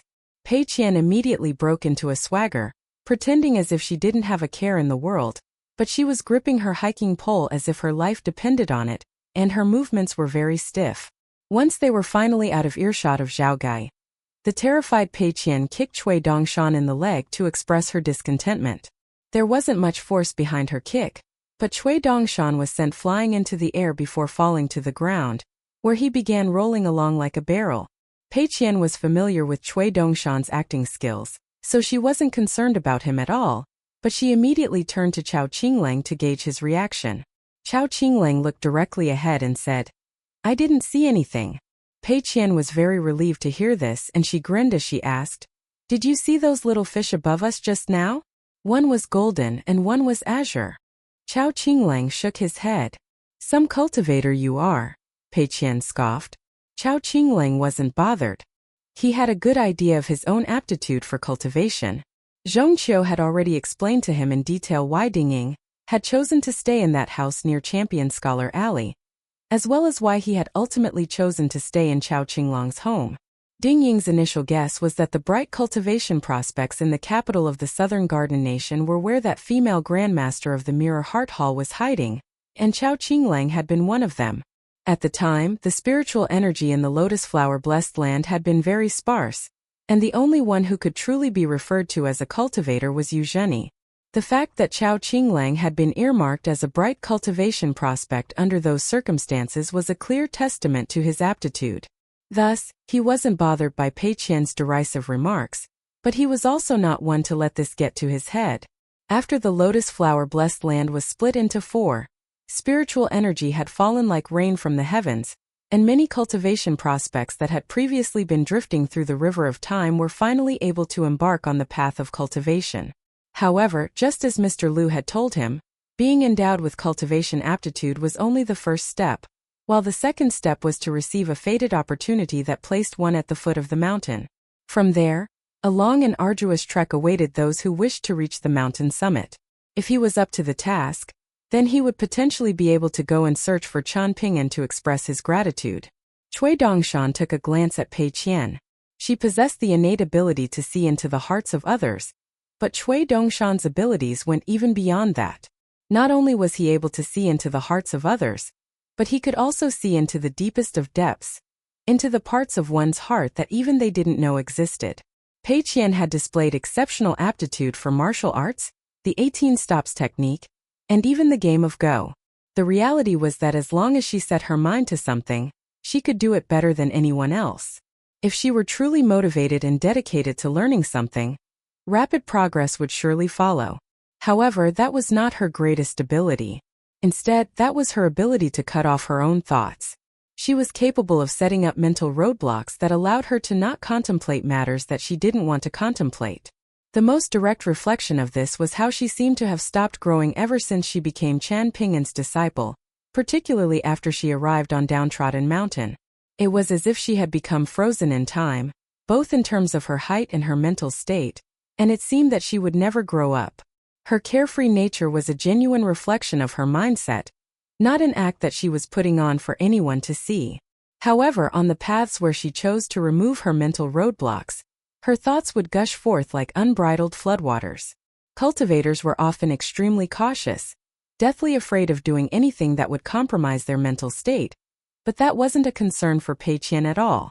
Only after she began pursuing martial arts did she begin to change, and the change was immediate and drastic. She began to quickly grow taller and more mature, and it was as if she were finally tapping into the potential that she had sealed away up to this point. This was a very good thing, but it also raised some underlying concerns, as Pei Qian's impression of a mature Pei Qian was entirely based on what she thought her master wanted to see in her. Hence, her maturity wasn't true maturity. She had walked down this path too quickly, almost as if she had taken flight, and as a result, the stability of her foundation had been compromised. Thankfully, the long journeys Chen Pingan had taken her on, and the principles he was constantly preaching to her, helped keep her somewhat grounded. Otherwise, she would be like a firecracker that could explode at any moment, and the more accomplished a martial artist she became, the more destructive she would be when she inevitably did explode, causing immense harm to both others and herself. At this point, Pei Qian had already changed quite significantly, so Chen Pingan was no longer worried that she would stray down the wrong path. Even if she were to go out into the world on her own, Chen Pingan wasn't actually all that concerned that she would harm others unprovoked. Instead, he was worried that she would be unaware of her own strength and overreact to a perceived injustice. For example, if she were to lash out at a petty thief, only to inadvertently kill them, then she would be committing a terrible misdeed, even if her intentions were good and correct. That would be a tragic outcome. Raising a disciple was far from easy. The world was a vast and complicated place, and there were potential pitfalls at every turn. There were many mishaps that even Chen Pingan struggled to contend with, and the thought of Pei Qian facing all of those pitfalls was a very daunting one for him. Chen Pingan had undergone a great deal of mental cultivation and self-reflection for the sake of his disciple. As they continued along the city wall, Pei Qian suddenly spotted Yu Juanfu. On this occasion, she wasn't training her fist techniques. Instead, she was sitting on the city wall, eating some flatbread. Cui Dongshan cupped his hands behind his head as he puffed out his chest and swaggered onward with unbridled cockiness. Pei Qian didn't know what he was thinking, but she presumed that he had to have been putting on an act when, in reality, he was actually terrified with so many swordsmen around. Pei Qian actually had a decent first impression of Yu Juanfu simply for the fact that she was gracious in defeat, and didn't get angry even after Chen Pingan dragged her face across the city wall. If only Tsin Yuanji and Bai Shou had the same grace and composure. Yu Juanfu paid Cui Dongshan's trio no heed, and they walked past her one after another. Not far away from Yu Juanfu was a boy who was reading a book, and Pei Qian's brows furrowed slightly at the sight of him. Cui Dongshan took a glance at the book in the boy's hand, then smiled and nodded in approval. In his eyes, the boy could already be considered half a disciple of his. Lin Junbai closed his book, then looked up at the trio with a faint smile. Cui Dongshan returned the smile, while Pei Qian pretended not to have seen him, and Chao Qinglang gave a polite nod. Yin Lu was sitting on a cushion, listening to Sword Immortal Ku Xia preach about swordsmanship, and he took a glance at the trio before averting his gaze. From the descriptions that he had heard, he was able to identify them as Chen Pingan's entourage. The three of them continued onward, while Lin Junbai returned his attention to the iridescent cloud go manual in his hand. He didn't want to make consecutive breakthroughs on the Sword Qi Great Wall, so his current cultivation base was still rather lacking. However, he was still serving as half a Dao mentor to his companions at Sword Immortal Ku Xia's behest. At the moment, he was the only one among his companions who had managed to grasp a wisp of the ancient pure sword qi here, and keep it in one of his key acupoints. Around half of his companions, including Yan Lu, Zhang Guanqing, and Zhu Mei, had all captured a wisp of sword qi at some point, and Lin Junbai had even done so on multiple occasions, but unfortunately, none of them were able to keep it. Lin Junbai hadn't revealed this to anyone, and while Ku Xia was aware, he also chose to keep it a secret. Lin Junbai was planning to wait until he had collected 3 wisps of ancient sword qi, and if by then no one else had succeeded, he would reveal to them that he had managed to capture a wisp of sword qi. Hopefully, that would serve as some form of encouragement to show them that it was possible. Whenever the three of them reached a point where there was no one else around, Cui Dongshan would pick up the pace. Pei Qian could keep up with him with ease, but Chao Qinglang had been struggling in silence this entire time. Cui Dongshan and Pei Qian were practically flying over the city wall, and Chao Qinglang was really struggling to keep up. Occasionally, Cui Dongshan would stop and allow Chao Qinglang to sit down and meditate for some time. With nothing better to do, Pei Qian would peer out over the city wall into the south, hoping to see a great demon or two. Of course, she was content with just seeing one, and she had no interest in getting close. That way, she would have a good story to tell Nuanshu and Meili once she returned to Downtrodden Mountain. She would tell them that she looked straight into the eyes of a mighty great demon from mere inches apart, and that she wasn't afraid in the slightest. In the end, she performed her deranged demon sword techniques, and the great demon immediately made a fearful retreat. Unfortunately, she had not spotted a single great demon over the past few days.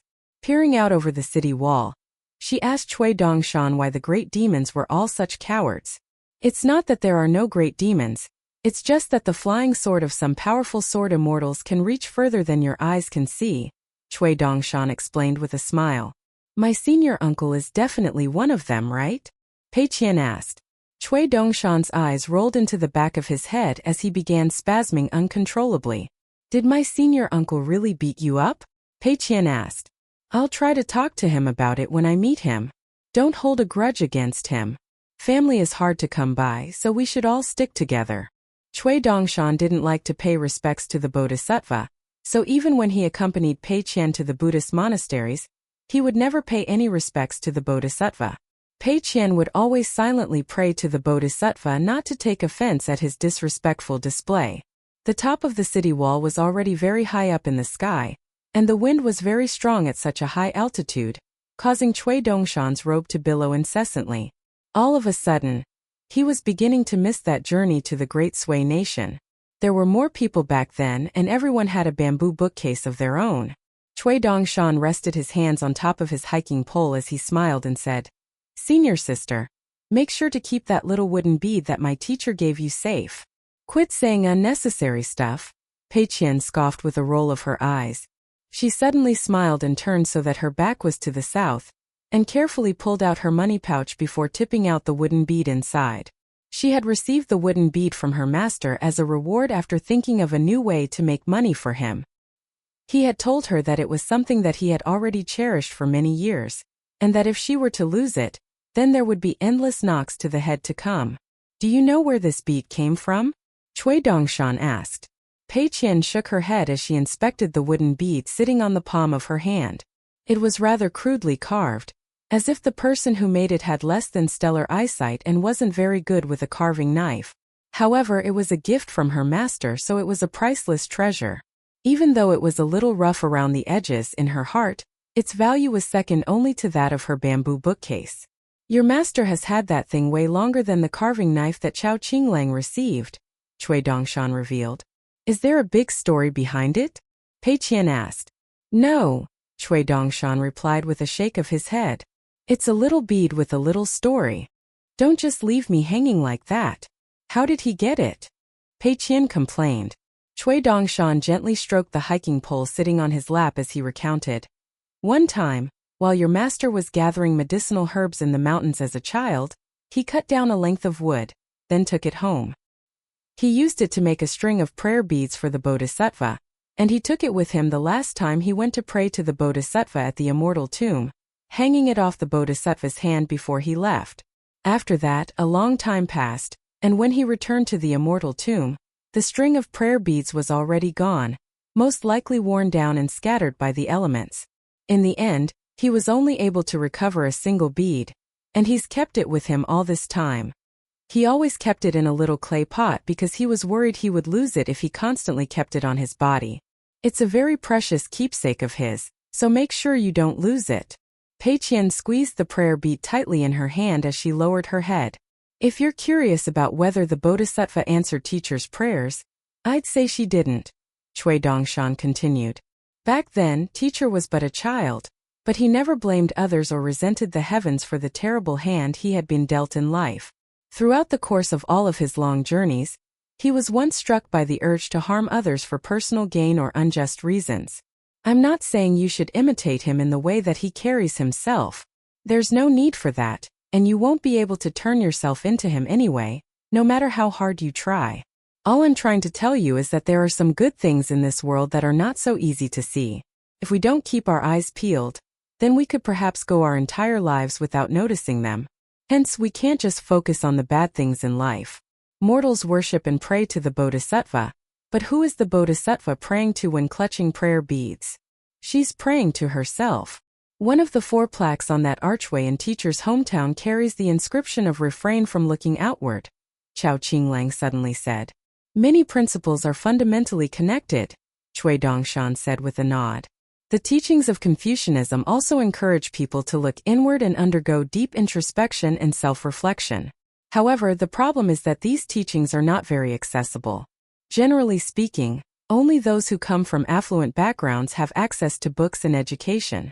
Even if some less privileged people manage to get their hands on books, they would be quickly abandoned because sagely scriptures only impart broad and seemingly impractical principles.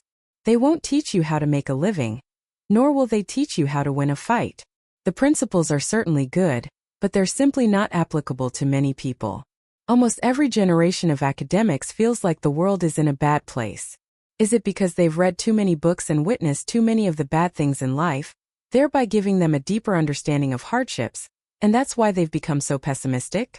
Perhaps in reality, the state of the world hasn't really taken a significant turn for the better or for the worse. There are many hardships in the world that no one talks about, and they aren't even written about in books. Even if there are written accounts, they're always very brief. Pei Qian remained silent, as did Chen Pingan. A rare look of weariness appeared on Cui Dongshan's face as he continued. It's not that the principles are bad or wrong. On the contrary, they're too good and too difficult to abide by. And there are many people who do not know how to look inward. That's why, when they can't follow the principles that they strive for, they blame the principles and the sagely figures who proposed them. They do this because the principles in books can't talk back to them, and even if the sages hear their complaints, they wouldn't do anything. That's why people say it's better to offend a sagely figure than someone petty and spiteful. Does that make sense? If you think about it, it doesn't really seem right. The type of people that I resent the most are those who have some smarts but are not smart enough. If you've benefited from breaking the rules, then keep your mouth shut and don't make a fuss. However, there are some people who simply can't help themselves, and when I encounter those people, once upon a time when my mental state was at another extreme, I thought that this world was beyond saving, and that it was perhaps simply best for me to just have everyone die with me. Pei Qian grabbed onto Cui Dongshan's sleeve with a fearful expression, but the look in her eyes was serious and earnest as she exclaimed, "You can't do that." "It's all right, senior sister," Chen Pingan consoled. "All he's saying is that this was how he felt once upon a time. The things that we think and feel can change drastically over time. I've seen far too much of the evil that humans are capable of throughout my lifetime." Cui Dongshan sighed in a self-deprecating fashion. "To the point that even if I try to stay far away and ignore it all, it still reeks like a rotten cesspool. The problem is that I enjoy examining these things, but at the same time I don't have much patience, so I can't be a true teacher. In this regard, I can't even compare with Zhong Qiu, let alone teacher." Cui Dongshan rose to his feet as he concluded, "Let's keep going. There is great beauty in this world that has been waiting for us for countless years, and we must not keep them waiting too long." Chen Pingan immediately stood up to follow him, but Pei Qian was much more reluctant. She wanted to return home to her master. As the trio continued onward, they encountered the swordsmen of the Great Emblem Sword sect, practicing their swordsmanship atop the city walls. Lu Jinglong was among them, but Bai Shou was absent, much to Pei Qian's relief. With no one else nearby, she joyfully showed off her deranged demon sword techniques, while Chen Pingan made sure to stay far away for fear of being struck by her wild swings. Cui Dongshan was not so smart, and he was struck several times. After that, they encountered a rather strange female sword immortal. She was sitting on a swing atop the city walls. Pei Qian's eyes instantly lit up at the sight of the swing. The swing consisted of a wooden board attached to 2 ropes that extended high into the clouds, seemingly dangling down directly from the heavens. Cui Dongshan approached her with a fawning smile, then asked, Do you need a little push?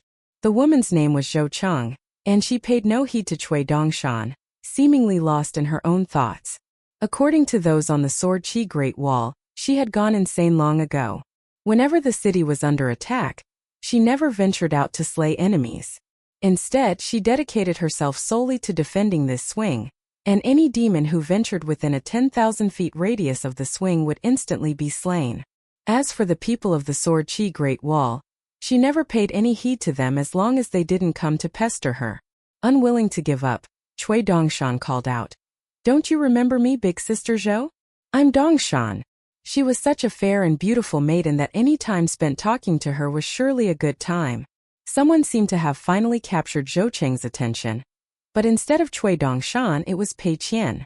She turned to Pei Qian with a smile and offered, "Would you like to sit on the swing with me?"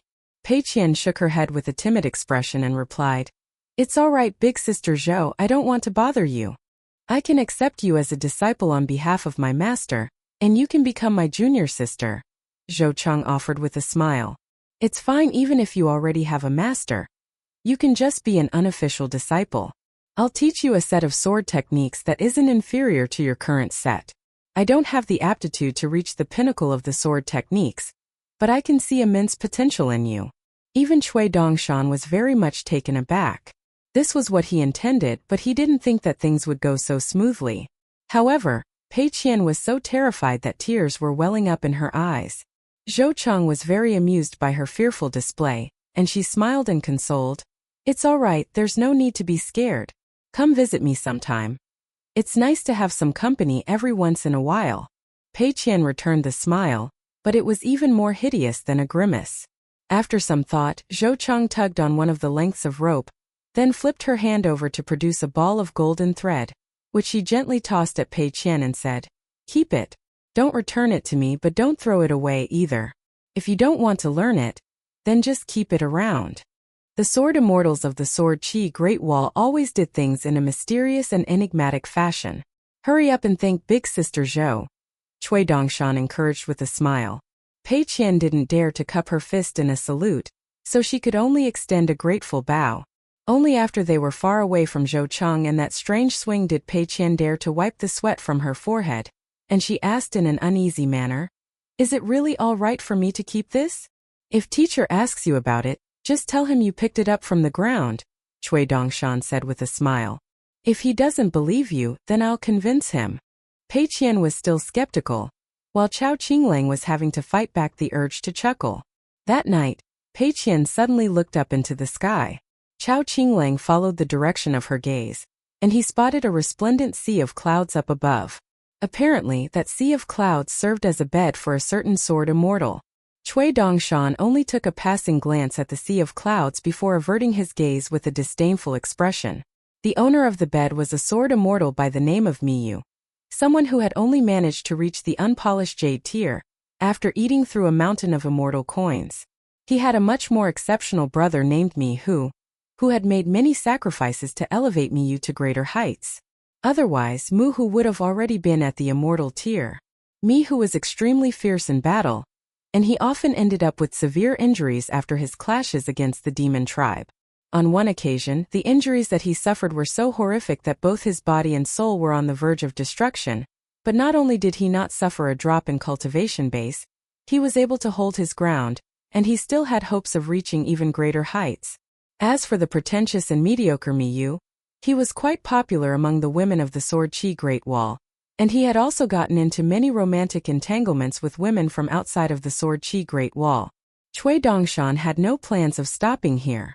Instead, he was going to meet another sword immortal by the name of Yu Qing. Yu Qing possessed two bonded flying swords, namely Thousand Feet Spring and Soaring Cloud Sparrow, which were extremely powerful both in one-on-one battles and on large-scale battlefields. Of course, Cui Dongshan was no match for Yu Qing at the moment, but he had his teacher to fall back on, and his teacher had the backing of his senior brother. However, on this occasion, Cui Dongshan wasn't looking for trouble, yet trouble had come looking for him, and he was ecstatic. Sword Immortal Miyu sat up atop the sea of clouds, then parted the clouds with his hands before asking with a smile, "Are you Chen Pingan's disciples and students?" Cui Dongshan reached out to stop Pei Qian and Chao Qinglang, then asked, Do you need something from us, senior? No, I'm just very happy to see that the scholarly sage's branch seems to be thriving again, Miyu replied with a smile. Chen Pingan has done very well to revive the scholarly sage's branch. He's certainly worthy of being the scholarly sage's final disciple. If you're going to be so facetious, then I'm going to have to be facetious in return as well, Cui Dongshan said. Miyu erupted into laughter as if he had just heard the funniest joke in the world, and he prompted, Go ahead then, say what you like. Rest assured, I won't get angry at children like you. Here I go then, Cui Dongshan said in a fearful manner. Yu Qing is your father. Oh? Why do you say that? Miyu asked with a smile. If we're just facetious, then surely I can say whatever I want without needing a reason, Cui Dongshan protested. Pei Qian was already sweating profusely, and she was ready to yell for her senior uncle at a moment's notice. She didn't care if he could hear her, just as long as she could scare the sword immortal above into retreat. I agree, Chao Qinglang chimed in with a smile. Pei Qian couldn't help but be impressed. In the past she had always felt like he was even more of a coward than Zhou Mili. Yet here he was siding with Cui Dongshan against a sword immortal. A thoughtful look appeared on Miyu's face, and it seemed that he was contemplating how he was going to teach Cui Dongshan's trio a lesson. Alright, I'm sorry. Cui Dongshan suddenly conceded. Yu Qing is not your father. I've already sincerely apologized to you, and you said that you weren't going to get angry at us, so please keep to your word. Miyu merely smiled and didn't say anything. He had both Mi Hu and Yu Qing on his side, and Yu Qing had plenty of friends, while Cui Dongshan's trio only had Zuyu to bank on. As for Chen Pingan, he was nothing more than a Vajrabhati tier martial artist, so he posed hardly any threat. With that in mind, Miyu rose to his feet as he tried to think of an excuse that he could use to teach these three little ants a lesson. Pei Qian took a step forward, then condensed her voice into a line and said to Cui Dongshan in an urgent manner, Go and find senior uncle. Don't worry about us. Chao Qinglang and I are too low in cultivation base, so he definitely won't kill us. She then turned to Chao Qinglang and said, No matter what happens next, don't say anything and don't retaliate. Don't give him a reason to beat you up. Cui Dongshan was rather amused. Clearly, Pei Qian had no idea what kind of person Zuyu was.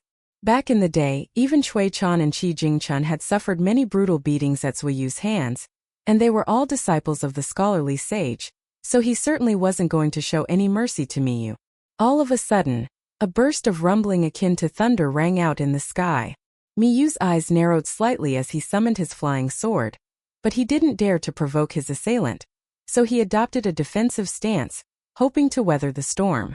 A streak of sword chi sped onto the scene, tearing through Miyu's sword formation and a large section of the sea of clouds with ease. In the next instant, Zuyu appeared with his long sword still sheathed. Miyu didn't dare to move even a single inch. He had witnessed Zuyu in battle against great demons from afar, but only now did he come to realize that seeing Zuyu from afar and facing him as up close as an enemy were two completely different experiences. Zuyu was standing beside Miyu, but he didn't even bother to look at the latter as he scoffed. What right does a useless piece of trash like you have to comment on the scholarly sage's branch? Chao Qinglang of Downtrodden Mountain pays his respects to his senior uncle. Chao Qinglang greeted as he extended a respectful bow. Pei Qian hurriedly bowed even deeper as she also greeted. Pei Qian of Downtrodden Mountain pays the sincerest respects to her senior uncle. Chao Qinglang had beaten her to the punch, so she had to bow deeper and display more sincerity to make up for her belated greeting. She then got up onto the tips of her toes and yelled up at Zuyu. Be careful, senior uncle. That guy's a real nasty piece of work. It was a rather awkward feeling for Zuyu to suddenly have a junior niece and a junior nephew, but he still gave them a nod of acknowledgement. Do you want to call for Yu Qing and Mi Hu? Or should I call them out for you? Zuyu asked. Miyu's complexion had turned deathly pale. He had found himself trapped in a small world, and he could feel countless streaks of lethal sword chi suspended in the air around him, ready to tear him to shreds at the slightest movement. Zuyu had never displayed his full power on the battlefield against the demon of the savage world. A benevolent smile appeared on Cui Dongshan's face. It was always nice to see Zuyu in action, as long as he wasn't on the receiving end. Pei Qian tucked her hiking pole under her arm, then began gently applauding for Zuyu. Zuoyu turned his gaze to the distance with a cold expression, then challenged, "Me Hu Yuqing, come out of the city with me for a battle. If you don't want to die, then I suggest you surrender." "I surrender and I apologize," Mihu immediately said through his mind's lake. Yuqing offered no response, so Zuoyu turned to confront him. Cui Dongshan summoned the talismanic boat, then smiled and said, "All right, nothing to see here, let's go back home. Your senior uncle's battles are always really brutal and graphic, and it's not something that you want to see." Cui Dongshan and Pei Qian sat down on either side of the boat, using their hiking poles as oars. He promised her that this would make the boat fly a bit faster. Pei Qian was joyfully swishing her hiking pole back and forth, while Chao Qinglang looked on with a combination of amusement and exasperation. He didn't know if she actually believed Cui Dongshan or simply found enjoyment in this activity. Cui Dongshan was also in high spirits, and he was bent over the side of the boat with his bottom high up in the air, swinging his hiking pole vigorously with both hands. They returned to the Ning Manor very late at night, and Pei Qian was a little disappointed as she wasn't able to see Ning Yao, who had returned to seclusion. Chen Pingan and Cui Dongshan went to the pergola on the dragon-slaying cliff for a chat, while Chao Qinglang returned to his residence to cultivate. News of the battle between two great sword immortals spread across the entire Sword Qi Great Wall like wildfire. Apparently, Yuqing was struck down by Zuoyu, and if it weren't for the intervention of several sword immortals who begged for mercy on Yuqing's behalf, he would have been slain right there and then. The next day, business at Dai Zhang's shop was particularly good. Recently, Nalin Yeshing suddenly noticed that the way Bai Lianshuang had been looking at him felt very unsettling. After some reflection, he realized that she had been hurling far fewer insults at him than usual, and her attitude toward him had also become a lot softer. A chill instantly ran down Nalin Yeshing's spine. After catching sight of Cui Dongshan, Nalin Yeshing began walking alongside him and he asked, "Did you say something to Granny Bai recently, Dongshan?" "I've spoken to her," Cui Dongshan replied with a nod. "She's a senior of the Ning Manor, so of course I have to greet her whenever I see her." "Have you said anything else to her aside from just extending greetings?" Nalin Yeshing asked. "Oh, I did. How could I have forgotten?" Cui Dongshan exclaimed as he slapped a hand to his forehead. "I'm not one to hold grudges, and I'm also really forgetful. Please forgive me." Nalin Yeshing stopped in his tracks with a look of despair on his face, while Cui Dongshan continued skipping onward without so much as a single backward glance. That morning, Pei Qian called upon Cui Dongshan to serve as her bodyguard, then went out with her hiking pole and bamboo bookcase to swagger down the peaceful street outside the Guo Manor. What insolence! She calls herself half a disciple of masters, yet she hasn't even come out to greet her senior sister after all this time. So be it. It looks like fate simply hasn't smiled down upon her. I gave her a chance but she didn't take it, so she has no one to blame but herself for missing out on a spot on Downtrodden Mountain. Right as Pei Qian was about to leave, a head suddenly popped up from behind the tall walls around the Guo Manor. "Hey, who are you? Your hiking pole and bamboo bookcase are really pretty, but they make your skin look a little dark in comparison." Pei Qian turned to look at Guozhuzhou in silence. Guozhuzhou stared back at her for a moment, then asked tentatively, "Are you supposed to be my senior sister? You look nothing like I imagined. I thought you'd be really tall, fair, and beautiful." Pei Qian turned to Cui Dongshan with a distraught expression, but he simply turned a blind eye. After returning to the Ning Manor, Pei Qian rested her chin on her master's table with a glum look on her face. Chen Pingan set down the seal that he was engraving, then smiled and asked, "Didn't you go to see Lu Duan? You don't seem very happy." "I'm not bad-mouthing her to you, master, but I don't really like her," Pei Qian said. "There's no rule in our Downtrodden Mountain ancestral hall that everyone has to like each other," Chen Pingan chuckled. "As long as everyone follows the rules, everything will be fine." "Good," Pei Qian said as she gave a firm nod. "Otherwise, it'd be really difficult for me if I had to pretend to like her." "There's no need to put up any pretenses, but also remember not to look at others with preconceived biases," Chen Pingan said. "Leave it up to fate whether you'll become friends with her or not." A bright smile quickly spread across Pei Qian's face. Even if Guozhuzhou were to become a disciple of Downtrodden Mountain, she would still have to refer to her as her senior sister. After a brief hesitation, a serious look appeared on Chen Pingan's face and he said, What I'm about to say next is very important. You can choose not to answer me now, but if you think of something later, then you can come and tell me at any time. This is perhaps going to make you a little sad, but just know that I'm discussing these serious topics with you now because I think you can handle it.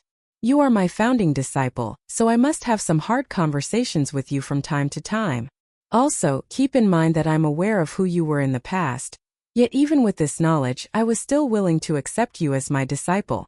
This means that I've not just seen the good in you, but also the process in which you became a better person. Isn't that right? Pei Qian's complexion paled slightly as she sat up in an anxious fashion, but there was a resolute look in her eyes as she gently nodded in response. I'm going to be bringing up something from the past, which may seem a bit petty. You may ask why I can't just let bygones be bygones, but one of the core principles that I believe in is that right and wrong are eternal, and the passage of time does nothing to change that, Chen Pingan prefaced. I don't want you to think that you can forget your past misdeeds, just because you've become a better person since then. At the same time, I genuinely believe that the improvements that you've made are to be cherished, and I'm certainly not going to condemn your present self because of your past mistakes. I see all of the positive strides that you've made over time, both big and small, and I hold these changes near and dear to my heart. Tears began to well up in Pei Qian's eyes, but she remained firm in her resolve as she prompted, Go ahead, master. I am listening. Chen Pingan wore a serious expression as he continued. I asked Chao Qinglang in private if he ever picked fights with you back in the lotus flower-blessed land, and he told me that he had. I then asked him if you had ever told him about what you said being carried in the hand of Ding Ying's companion on the street, and he said no without any hesitation. I told him to tell me the truth and assured him that I wouldn't get angry, but he still said no. Pei Qian's lips began quivering, and she was unable to fight back her tears as she admitted. I did, master. I did tell him. After I told him, he was extremely hurt and distraught, and it was like he had gone insane. He immediately picked a fight with me, and I beat him with a stool. What you decide to do about this is up to you, but let me tell you this. Not all of the mistakes that we make in life can be remedied, Chen Pingan said. In fact, it's often the case that once we realize our mistakes, it's already too late to make amends. Also, I want you to understand that Chao Qinglang isn't someone who doesn't hold grudges and simply forgets about these things. Instead, he's simply willing to forgive you. However, the forgiveness of others doesn't absolve us of our mistakes. Even if we go on to do many good things, many of our past mistakes still linger, and even if everyone else forgets, we still remember. At this point, Pei Qian was bawling her eyes out. Chen Pingan stood up, then made his way around the table to sit down on the bench beside her and offer a comforting presence. Pei Qian tentatively reached out to grab his sleeve as she sniffled. Are you going to abandon me, master? Of course not, Chen Pingan reassured with a shake of his head. How can I abandon you now when you've already made so many strides and become a significantly better version of yourself? Pei Qian erupted into tears again. She thought of her deceased parents and the difficult times that she had spent in the capital of the Southern Garden Nation. She thought of Grandpa Chui, who had departed from this world without even bidding her farewell. Everything that she didn't want or didn't dare to recall flooded into her mind all at once. In the walkway outside was a tiny small world, within which sat Chao Qinglang. Cui Dongshan was sitting beside him, and he continued to maintain the small world as he departed with Chao Qinglang. I feel much better now. Thank you, junior brother, Chao Qinglang said. Both of us are very fortunate to have met our teacher, and it's important to remember not to take him for granted, Cui Dongshan said. Chao Qinglang took a step back before extending a deep bow of gratitude. All of a sudden, a disgruntled look appeared on Cui Dongshan's face as he yelled.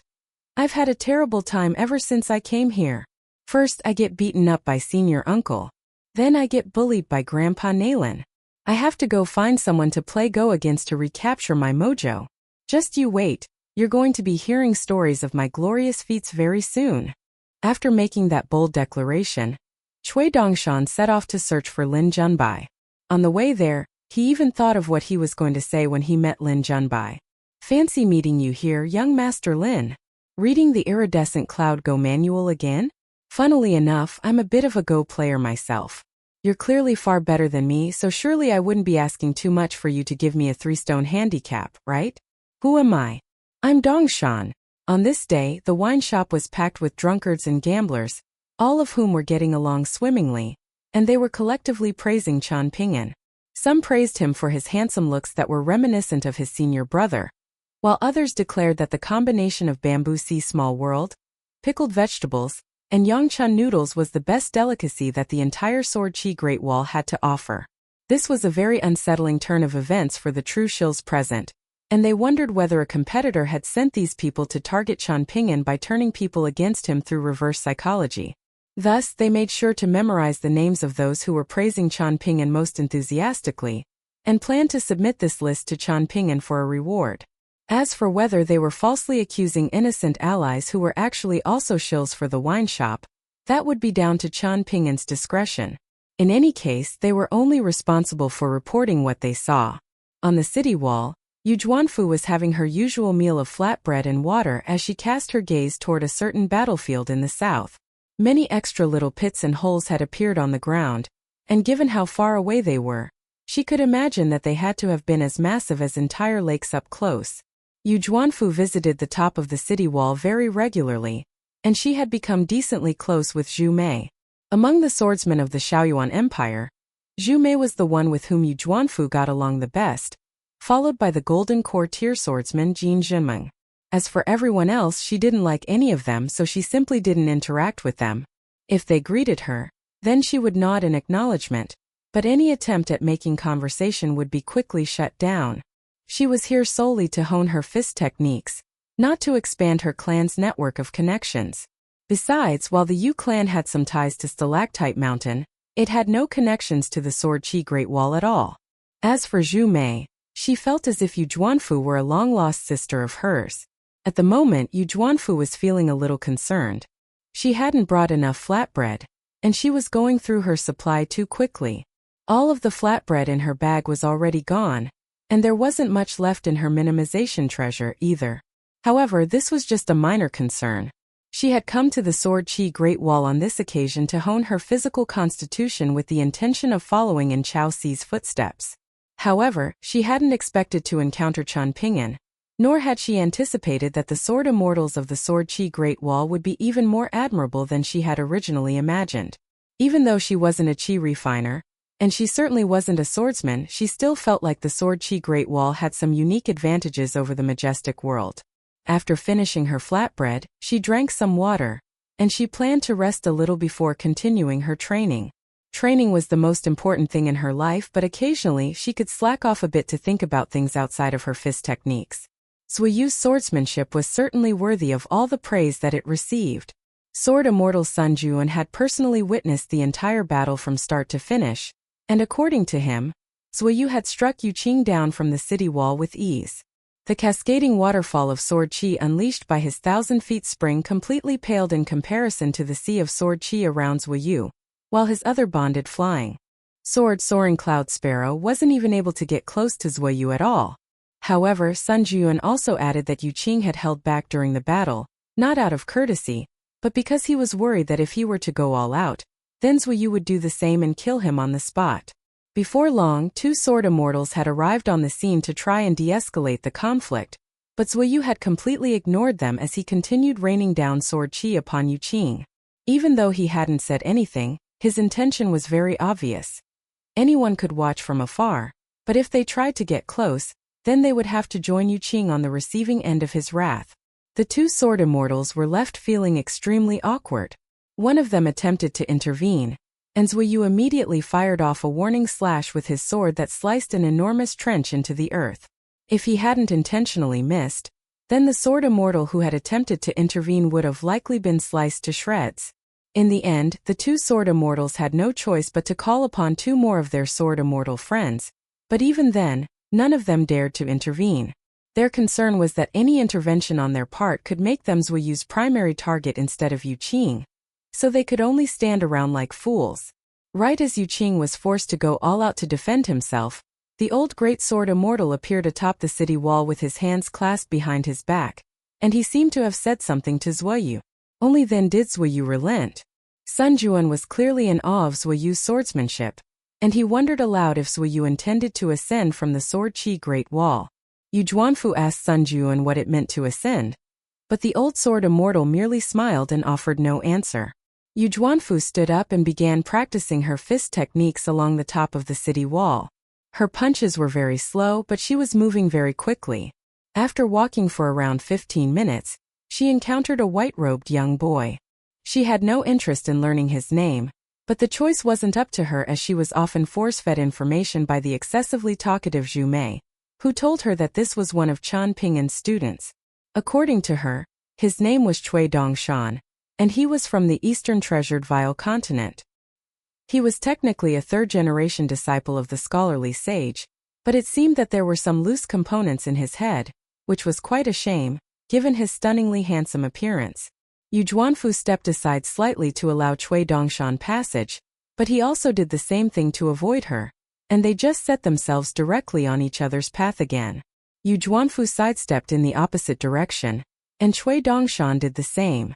"Just say if you want to move left or move right, big sister you," Cui Dongshan said with a sullen expression.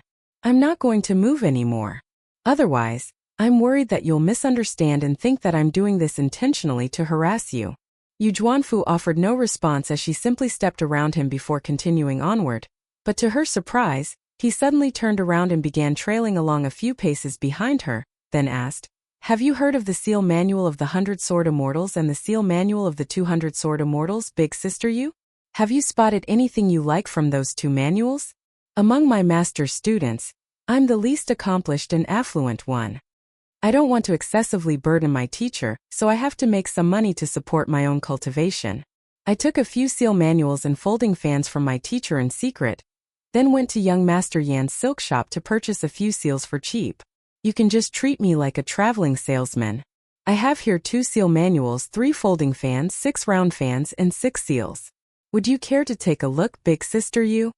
Yu Juanfu stopped in her tracks, then smiled and said, "If I'm not mistaken, that talismanic boat of yours is a prized treasure produced on the flowing Dawn continent.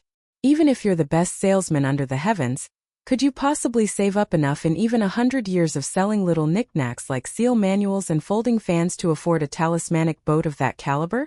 Clearly, you're not actually short on money. What is it that you actually want from me?" A complex mix of sorrow, resignation, and pain appeared on his face as he sighed in a distraught manner. "I thought you were different from all of the other young mistresses from affluent clans, but you're also looking down on me just for trying to get by. I suppose I can't be surprised. Even a random pot or inkstone from a clan as wealthy as yours is probably more than I can afford. Even if I sell off everything in my possession, you're not going to come clean with me? In that case, I'm no longer interested in speaking with you," Yu Juanfu said with a shake of her head, then turned to leave. "Wait," Cui Dongshan hurriedly called out. "Fine, I'll admit it. I just wanted to talk to you, but I didn't know how to strike up a conversation. How about this? Let's make a bet. I bet you that there's something in my collection that will not only catch your eye, but will also be something that you're willing to purchase. If there is, then I win. If I lose, then I'll leave right away, and I'll never appear in your line of sight again for as long as I live. If I win, then you purchase said item from me. What do you think?" Yu Juanfu merely smiled and offered no response. Cui Dongshan seemed to have somehow read her thoughts, and he also smiled and said, "I know what type of person you are, big sister you. You're so gracious in defeat and willing to accept losses, not because you come from an affluent clan, or because that's simply your personality. Instead, it's because ever since you were a child you've always felt like you'll definitely be able to win back everything that you lose. In that case, why be bothered by losses?" Yu Juanfu's expression instantly darkened and she snapped, "Who are you? Why are you raising your voice at me, big sister you?" "I'm Dongshan," Cui Dongshan replied with a pitiable expression. "Show me what you've got." Yu Juanfu harumphed. Cui Dongshan looked down with an embarrassed expression, then hurriedly turned away as if he were a shy maiden. Yu Juanfu threw an exasperated punch directly at his temple, but he didn't take evasive measures at all, as if he were so frightened that he was completely immobilized, or he was simply oblivious to the oncoming blow. Yu Juanfu immediately reigned in her power, and by the time her fist made contact with Cui Dongshan's head, it did so with only the power of a 4th-tier martial artist. Yu Juanfu was unable to determine Cui Dongshan's cultivation base, but by her estimates, he had to have been somewhere between the abode tier and the nascent tier. Otherwise, he wouldn't have been able to walk and breathe so freely on the Sword Qi Great Wall. For an abode tier Qi refiner, a punch to the head from a 4th-tier martial artist definitely wouldn't be enough to inflict any substantial injuries, but it would certainly still hurt. However, to Yu Juanfu's alarm, Cui Dongshan spun end over end countless times like a rag doll from the force of her punch, then crashed heavily to the ground close to 20 meters away, where his entire body began spasming uncontrollably. Did I kill him? Yu Juanfu hurriedly rushed to Cui Dongshan's side to discover that he was bleeding out of his nose, and he didn't seem to be faking his condition. However, as soon as she leaned down for a closer look, Cui Dongshan immediately wound his arms around her leg and exclaimed, "Big sister Yu! I thought I was a goner just now."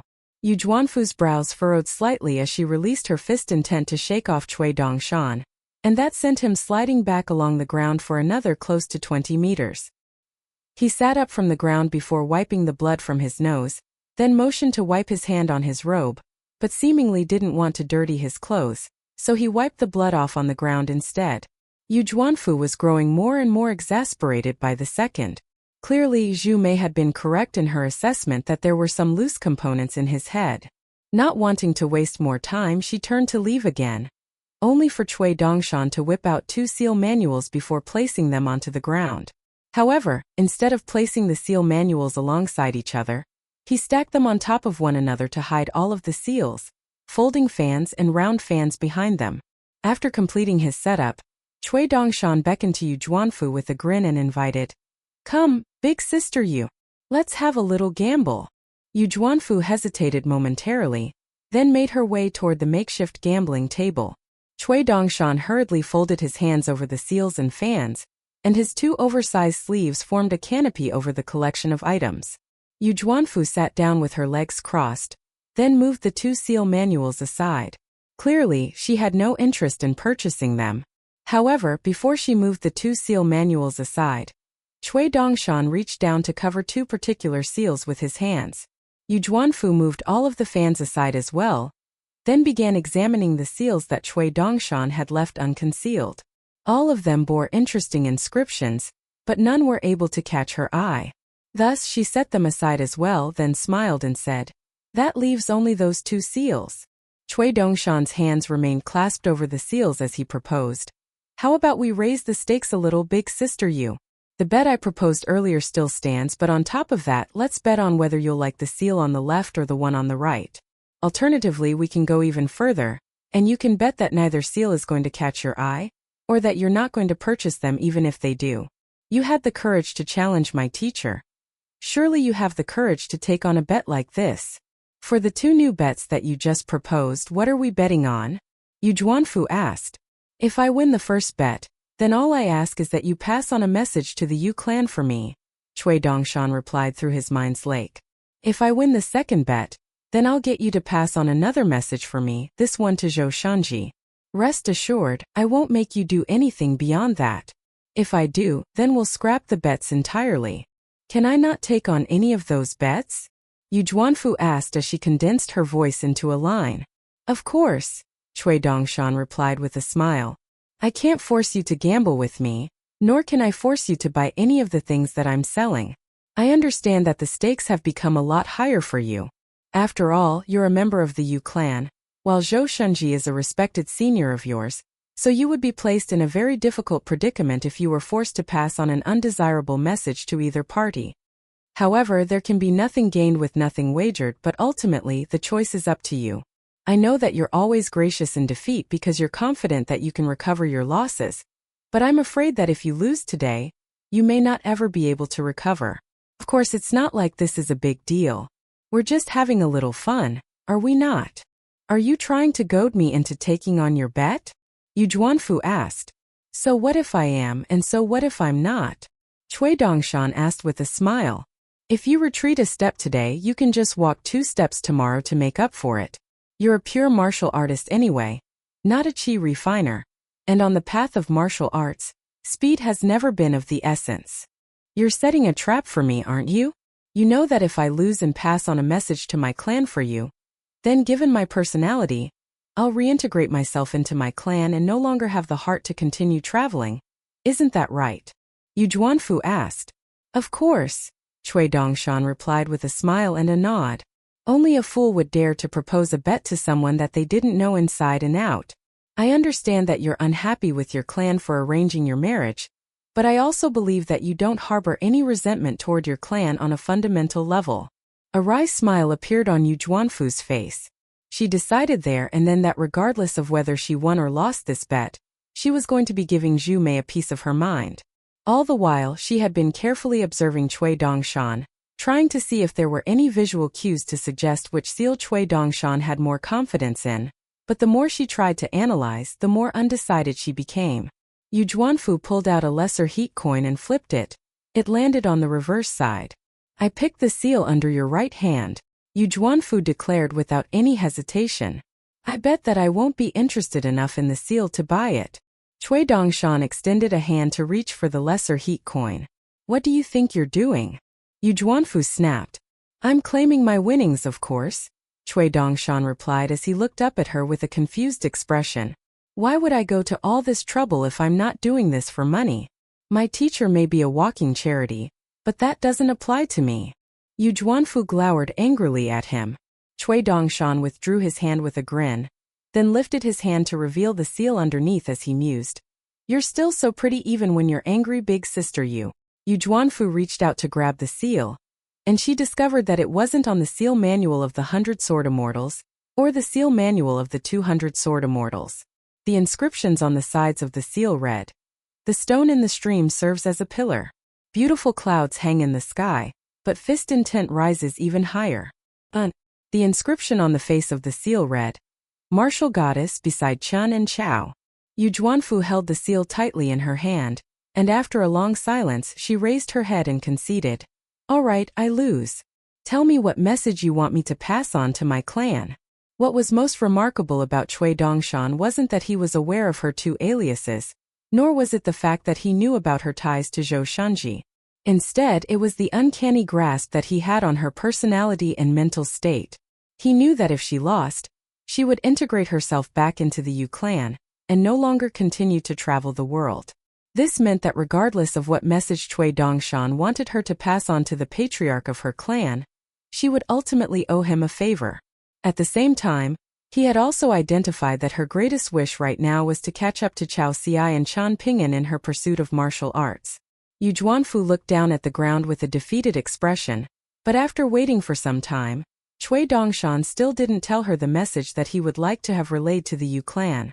Thus she raised her head with a look of resolve on her face and said, I'm willing to accept my loss, so please tell me the message you would like me to pass on. Cui Dongshan observed her with an amused smile for a moment, then told her the message. That's it, Yu Juanfu exclaimed with a surprised expression. The message was, you shameless old fart. Go somewhere where there's no one around, then yell at the top of your lungs.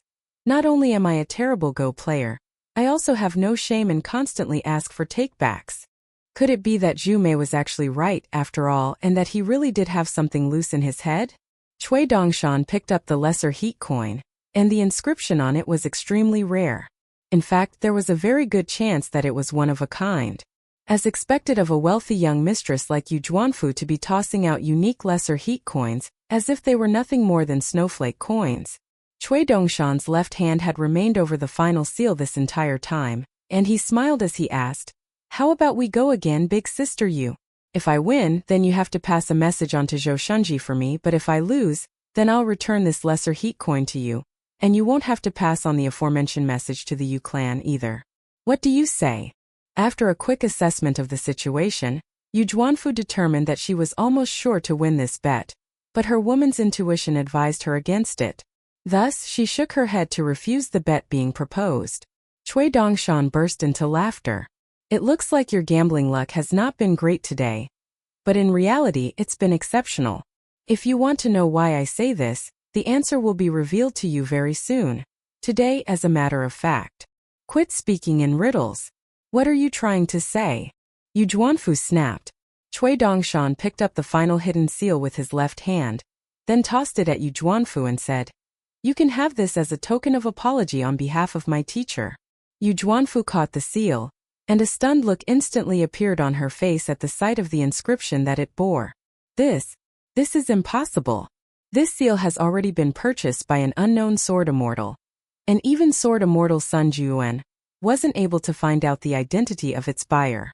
How could you possibly know about this when the seal was purchased before you even arrived on the Sword Qi Great Wall? Cui Dongshan put on a mysterious expression and mused. Sometimes, a little luck is required to push you over the line at the gambling table. Cui Dongshan packed up all of the other items that Yu Juanfu had displayed no interest in, then stood up and said, "It's been really fun, big sister Yu." Yu Juanfu remained seated as she looked up at Cui Dongshan and asked, "Who are you, senior?" Only now had she come to realize that she was dealing with someone completely unfathomable to her. "I'm Dongshan," Cui Dongshan replied with a smile, then departed without another word. However, he had only just taken a few steps when he abruptly stopped in his tracks, then turned back with a smile and advised, "Don't toss coins in front of others to help you make decisions in the future.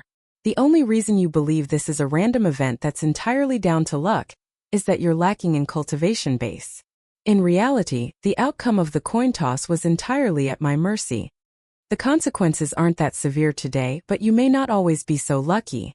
Today you're still Yu Juanfu, the traveling martial artist, but in the future you're going to be Yu Juanfu of the Yu clan, so I suggest you take more care in everything that you say and do." Yu Juanfu silently looked down at the seal in her hand and the concise inscription that it bore. "The goose crashes into the wall." Yu Juanfu looked up again, only to see Cui Dongshan walking along atop the city wall while demonstrating a series of fist techniques that could only be described as utterly unsightly. Sword immortal Ku Xia was instructing the children from the Shaoyuan Empire. According to the rules of the Sword Qi Great Wall, there were no rules atop the city walls, and if one wanted to establish rules, then they would have to let their sword do the talking. Sword immortal Ku Xia was an outsider as far as the Sword Qi Great Wall was concerned. His swordsmanship was exceptional, but he had a very mild personality, so he wasn't bothered by the white-robed young boy who had appeared on the scene to observe him and the young prodigies from the Shaoyuan Empire from afar. The boy only watched them briefly before settling down to read a book. Ku Xia glanced at the book's cover and saw that its title was Exaltation Pavilion Manual. It was a very popular Go manual on the Middle-earth Divine Continent, particularly in the Shaoyuan Empire, dedicated solely to life and death problems. Ku Xia could tell that the boy's cultivation base was nothing to be scoffed at. The fact that he was unable to determine the boy's cultivation base at a glance indicated that he was at least at the golden core tier or the nascent tier. Cui Dongshan sat by himself as he read through the Go manual, and he had even pulled out 2 jars of Go stones and a Go board to play out the positions in the manual.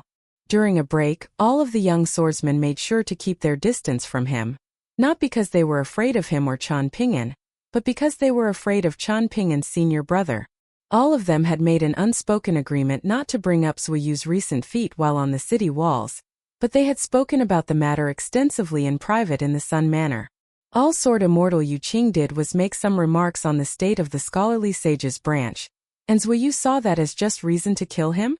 He thinks he can do whatever he wants just because he's a superior swordsman.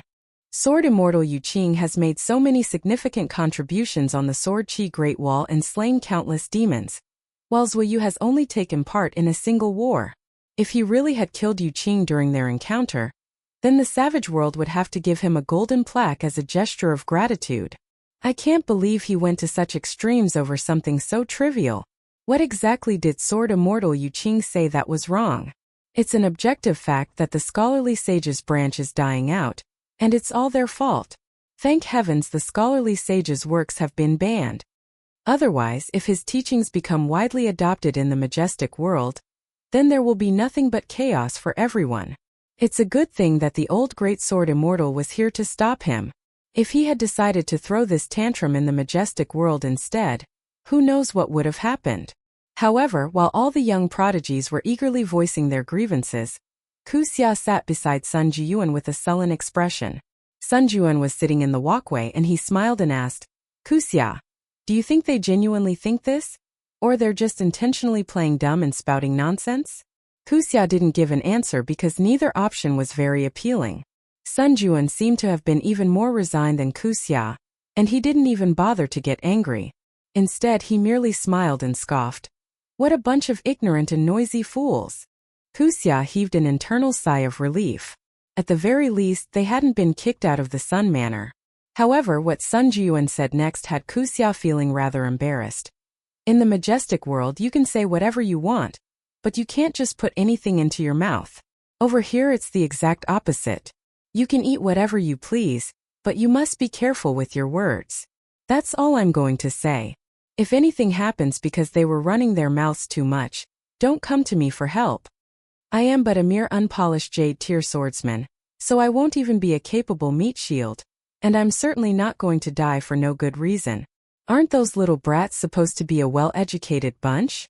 I understand that no matter what delicacies you eat, it'll ultimately come out as shit, but how come all of the principles that they've absorbed from books have also turned to shit?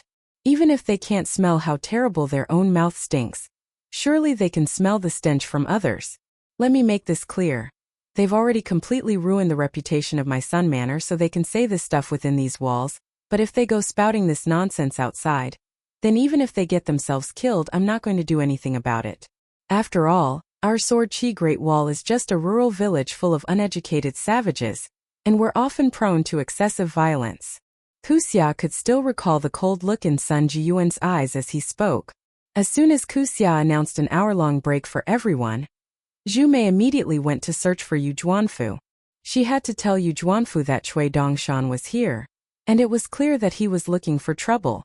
Jin Junming was still sitting on a cushion alone in a corner, quietly searching for the sword intent hidden within the pervasive sword qi, while Lin Junbai was seated on another cushion, answering some cultivation questions posed to him by his peers.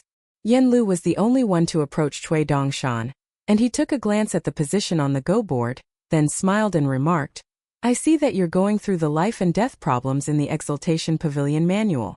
Cui Dongshan took a glance at Yen Lu, but didn't bother to acknowledge him before returning his attention to the Go manual.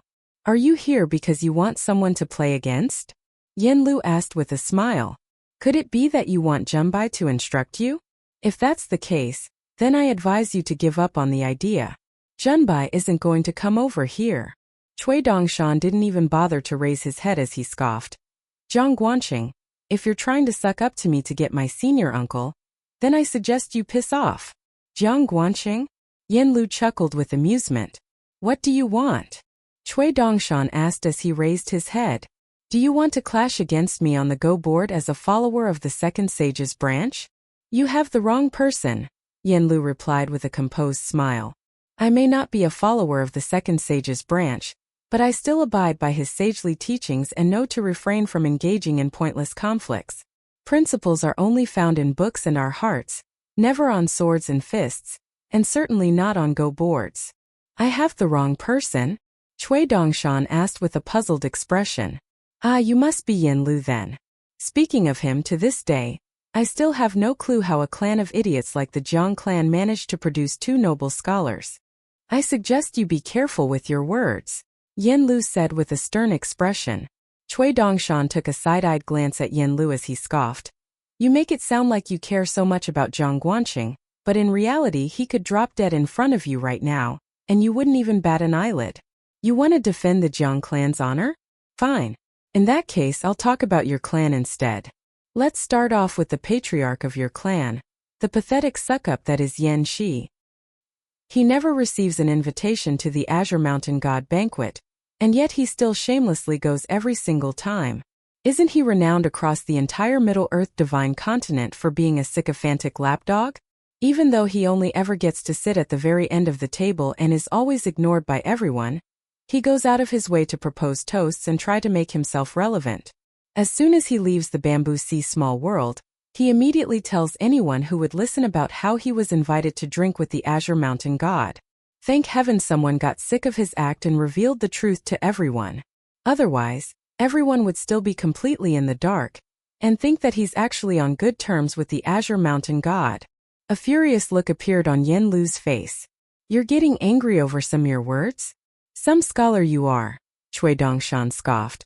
"I can see that you intend to kill me, and you've somehow convinced yourself that you would be fully justified in doing so, and could kill me without having it weigh on your conscience at all. How have you managed to accomplish that? Are you not afraid that my senior uncle will dice you up into mincemeat? Are you only holding back because you can't see through my cultivation base, And you're a worthless coward, so you're consoling yourself by turning to adages like revenge is a dish best served cold? Wouldn't that make you the same kind of person as my senior uncle? Actually, no, that's not an accurate comparison. At the very least, my senior uncle has the courage and power to lash out at those he resents, whereas you are too weak, pathetic, and afraid, so you desperately try to justify your inaction by proclaiming yourself to be a morally upright pacifist. I suppose it doesn't really come as a surprise, considering you've been taught by an old dog like Yan Shi. Yan Lu was gritting his teeth, and his hands had balled up into tight fists, yet he was still keeping up appearances by maintaining a forced smile. Isn't this how all of you talk about others behind their backs? Cui Dongshan asked with a bright smile. While it's often frowned upon to do this, I have to admit that it feels good to vent like this from time to time. Get out of here now. Hurry back home so you can lick Yanshi's old arse. He's such a lofty immortal that even the shit that comes out of his arse would be enough to feed you. Why did you even come to the Sword Chi Great Wall? Just so you can be embarrassed by Lin Junbai? Are you not aware that you're a talentless piece of scum? You really should know your place. Right as Yan Lu was about to summon his flying sword, Lin Junbai rose to his feet and said, "That's enough, Cui Dongshan. If you want me to play with you, then I'll gladly oblige. There's no point in instigating these wars of words." Cui Dongshan pinched his nose as he hurriedly beckoned to Lin Junbai and said, "Come and take a seat, young Master Lin. This dog keeps barking at me and making this whole place smell like piss. Hurry up and put him on a leash already." Yan Lu still intended to lash out at Cui Dongshan, but Kuxia delivered a warning to him through his mind's lake. Zuiyu won't draw his sword for himself, but he'll do so for the honor of the scholarly sage's branch, and he doesn't care who you are or what your cultivation base is. Yan Lu's complexion paled slightly, and he departed without a word. As he passed Lin Junbai by, the latter patted him on the shoulder, then reassured him with a smile. "Don't worry, I'll get him back for you. My swordsmanship isn't anything special, but I'm a decent Go player." Yan Lu nodded firmly in response. Lin Junbai sat down across from Cui Dongshan on the other side of the Go board. Cui Dongshan rubbed his hands together with a look of amazement on his face as he praised, "Never have I seen such ethereal grace in anyone aside from your esteemed self, young Master Lin. How are you able to carry yourself with such natural elegance? You must have been born with the disposition of an immortal." "I already told you that there's no point in instigating a war of words," Lin Junbai said with a smile. "If you want to play, then let's play. If you're going to keep this up, then I'll have to refuse to play with you. What do you want to bet?" Cui Dongshan asked. "Nothing," Lin Junbai replied with a shake of his head. "There will be nothing at stake aside from the outcome of the game. What's the point in playing without something on the line?" "I'm here to make money," Cui Dongshan objected. He then turned to Yu Juanfu's direction and began waving vigorously at her as he yelled, "Over here, big sister Yu. I'm about to play Go against young Master Lin. Watch how I beat him." Lin Junbai also turned to Yu Juanfu and flashed her a resigned smile. Yu Juanfu displayed no reaction, while Zhu Mei was barely able to contain her amusement. "I knew it. He really is an idiot." Of course, Yu Juanfu knew better than to think that. Sure enough, Cui Dongshan had predicted that Zhu Mei would bring her here, and her arrival was sure to light a competitive flame in someone like Lin Junbai. Perhaps this wouldn't have a significant impact, but for a cultivator, even the slightest change in one's mental state was not something to be ignored. All of this was still within Cui Dongshan's calculations. Rather than approaching the two Go players, Yu Juanfu sat where she was and began to dine on flatbread, washed down with water. Zhu Mei wanted to get in on the fun, but Yu Juanfu made her stay behind to keep her company. "If only big sister you would take one more look at me." Cui Dongshan sighed with a wistful expression. "If she would spare me even just one more glance, I'm sure my Go skills would be significantly enhanced." Lin Junbai remained silent. "Let's start off small and bet a single copper coin," Cui Dongshan proposed. "A copper coin?" Lin Junbai asked as he raised an eyebrow. "What do you suggest? A snowflake coin instead?" "You really are a wealthy man, young Master Lin," Cui Dongshan mused. "Where am I supposed to find a copper coin for you?" Lin Junbai chuckled. "You know what? Now that I think about it, I like this bet. Winning a copper coin will be even more memorable than if I were to win a grain rain coin." so everyone will be sure to remember this for a long time to come. How did you manage to guess my intentions when I've hidden them so well? Cui Dongshan exclaimed with a stunned expression. At this rate, I'm going to bid farewell to the copper coin in my pocket. Lin Junbai had to admit that even he couldn't help but feel disgusted by the man sitting before him. Of course, he was still in a much more enviable position than Yen Lu, who had just been completely and utterly humiliated. The insults delivered by Cui Dongshan were undoubtedly going to make the rounds in the Shaoyuan Empire, and it was very difficult to say whether Yen Lu would be able to make any cultivation gains on the Sword Qi Great Wall going forward. For a cultivator, a thorn in one's mental state could prove to be very detrimental, and at the very least, the humiliation inflicted upon him by Cui Dongshan was going to reduce the cultivation gains that he should have made on the Sword Qi Great Wall. Shall we guess stones then? Lin Junbai asked. You're such an exceptional Go player. Are you sure you don't want to give me a 3-stone advantage, young Master Lin? Cui Dongshan asked. That way, once you win, you'll have bragging rights on top of a copper coin. Lin Junbai reached into a jar to pull out some Go stones as he sighed with an exasperated expression. Do you have to be so shameless all the time? I understand that we're both cultivators, but can we not at least follow the rules of the mortal world when it comes to guessing stones? Cui Dongshan was leaning over the Go board with his eyes wide and his ears peeled, clearly intending to gain an advantage in guessing stones. Lin Junbai had ways through which he could conceal the sound of the Go stones clacking against one another, but he was unable to glean Cui Dongshan's cultivation base, and if the latter were an earth immortal, then it wouldn't even matter. Cui Dongshan sat back down with a sheepish expression. Lin Junbai had undoubtedly come out on top in that brief exchange. By following the rules and setting an example, he had forced Cui Dongshan to also follow the rules with him, even if the latter was an immortal of the upper 5 tiers. The mental warfare had begun even before the commencement of the game, and Jiang Guanqing and the other bystanders were very impressed. In order to ensure fairness, Cui Dongshan proposed that they toss a lesser heat coin instead to decide who would get to play first. As luck would have it, he guessed right and would get the first move. Yu Juanfu couldn't help but shake her head in exasperation and dismay upon seeing this. The game began and Lin Junbai played an opening from the Little Peach Blossom Spring Manual, which was a very rare and obscure Go manual. What was great about this opening was that it led to aggressive positions and fast games. It had been proven to be subpar opening at the very highest level, but it was certainly still very much playable among less accomplished Go players, and the fact that the Go manual was so obscure also presented an element of surprise. Lin Junbai made his moves at a moderate tempo, while Cui Dongshan continued to play his moves instantly, as if he were absolutely assured of his victory.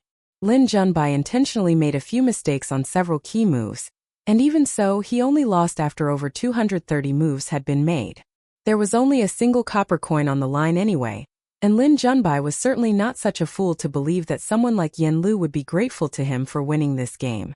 Since when had it fallen upon someone like him to defend the reputation of the mighty Yen clan? Only by losing by a slim margin and making it appear as if he had done everything in his power, but was still defeated, would Yen Lu feel some gratitude toward him, but even then it still wouldn't be too much. After his resignation, Lin Junbai smiled and said, I don't have a copper coin on me right now, but rest assured, I'll personally go out to borrow one once I return to the city, and I won't stop until I've managed to get one. It's up to you whether you'd like me to personally deliver the copper coin to you, or have someone else deliver it in my stead. Cui Dongshan gently exhaled as he examined the final board position. He had only won by a tiny margin. He then smiled as he turned his gaze to Lin Junbai and said, You must have secretly read the Little Peach Blossom Spring Manual. No wonder you were able to negate my opening when no one else I've ever played has been able to. Lin Junbai wasn't bothered by Cui Dongshan's gloating. Unfortunately, I can't follow you around all the time to see if you're going to personally borrow the money from others. Cui Dongshan sighed. I wish I could constantly follow you like a lapdog, but I wasn't taught by the Yen clan, so I can't quite pull it off. However, as for whether you personally deliver me the money or not, I have an idea on that. If I win the second game, then I'll allow you not to have to personally deliver the money to me. Instead, you can get Big Sister Yu to do that for you. However, if you win, well, that's not going to happen, so we don't have to even entertain that possibility. Lin Junbai packed the Go stones away, and he was just about to stand up when he noticed that Cui Dongshan was sitting on his copy of the Exaltation Pavilion Go manual, as if he were using it as a cushion. Lin Junbai's expression still remained unchanged. The author of the Go manual was Mr. Liu Shi, the second-best Go player in the Shaoyuan Empire. The one who occupied the top spot was naturally Lin Junbai's Dao mentor, the imperial preceptor of the Shaoyuan Empire.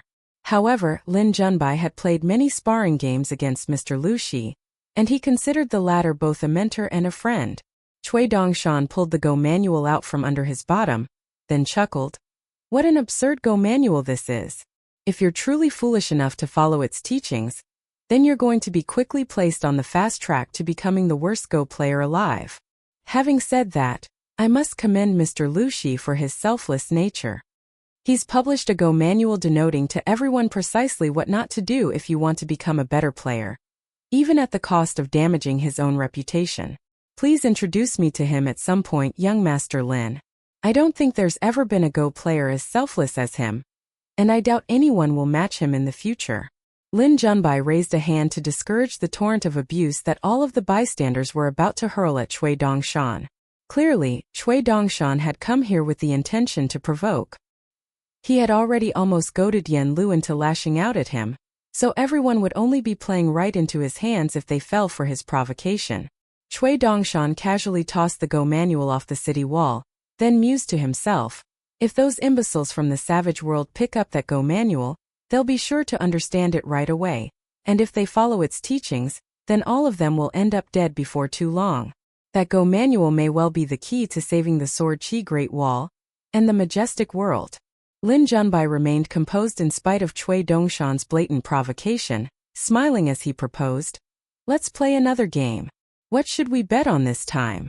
Let's go big this time and put a snowflake coin on the line." Cui Dongshan answered, "How about we each pose a life and death problem for one another in alternating fashion, and the first person that's unable to solve a problem will be the loser.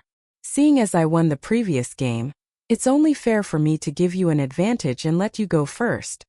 If I get stumped by your first problem, then I'll eat my words and immediately jump down from the city wall to recover that priceless Go manual from the clutches of the great demons below, even if it costs me my life.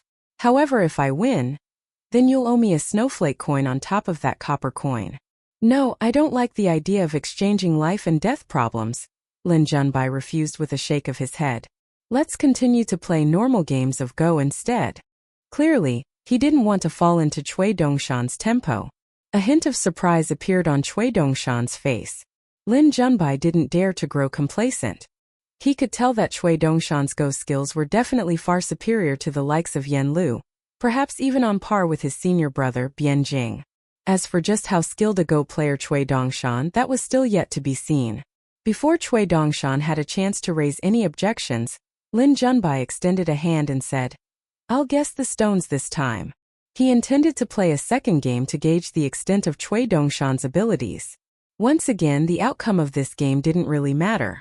He didn't care about winning or losing, and as was the case with the Yen clan, a first-rate Go player on the Middle-earth Divine Continent like Mr. Liu, she certainly didn't need someone like him to defend his honor. The second game featured many long thinks from Lin Junbai, and just like the first game, the outcome was decided by a very thin margin. Lin Junbai continued to stare at the board long after the game was finished. Cui Dongshan's final 3 moves had all been brilliant moves. For those final 3 moves, he had adopted a completely different style from the one that he had displayed throughout the game, and it was as if he had been possessed by a far stronger player with a massively contrasting play style. Lin Junbai was caught completely off guard, and after the longest think of the game, he finally resigned.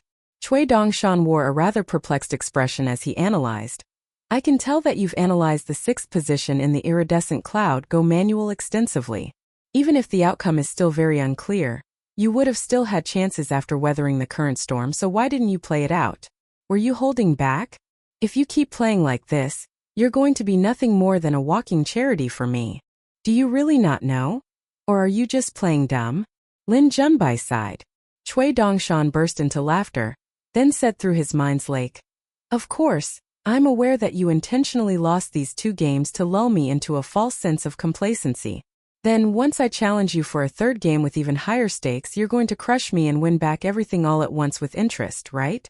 It seems like you're not only a great Go player on the board, but also very calculating off the board as well, young Master Lin. Lin Junbai didn't deny Cui Dongshan's accusations. Instead, he smiled as he proposed, "Let's bet a lesser heat coin for this third game. I will be going all out this time." Cui Dongshan shook his head vigorously as he declared, "I can't lose this lesser heat coin that big sister you gave me. You can choose any other one.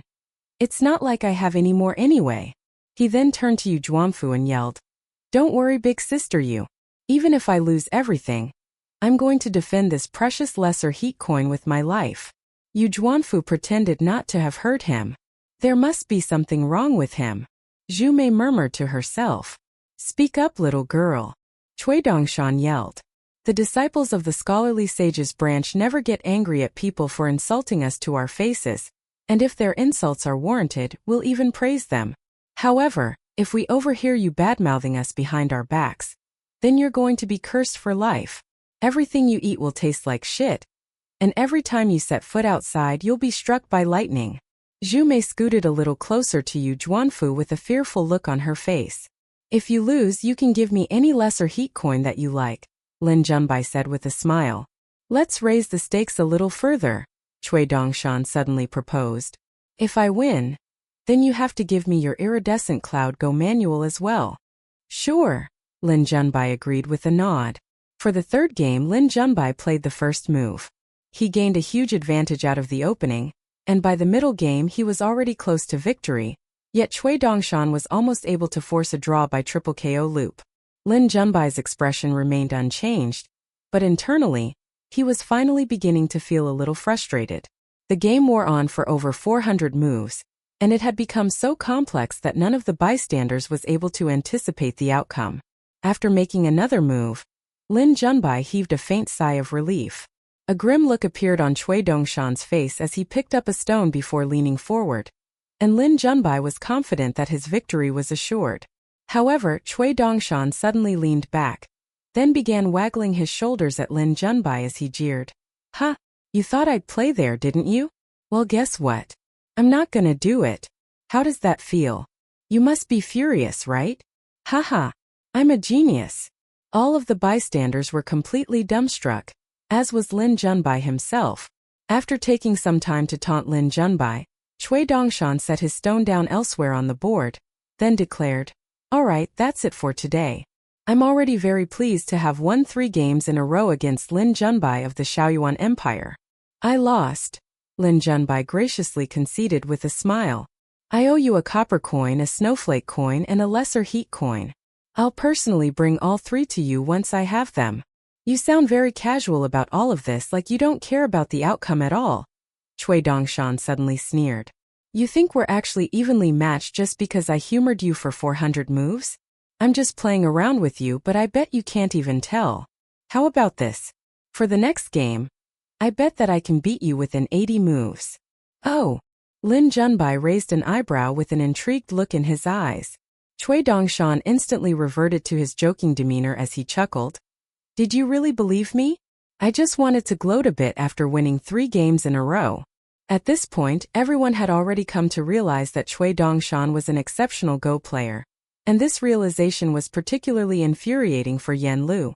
Aside from Bianjing, he was the one closest to Lin Junbai in terms of Go ability, and it had become abundantly clear that he had severely underestimated Cui Dongshan. In the wake of this revelation, a hint of fear had arisen in his heart. Of course, the primary emotion that he felt toward Cui Dongshan was still resentment, but it had now been tinged with fear at the possibility that he had just made a formidable enemy.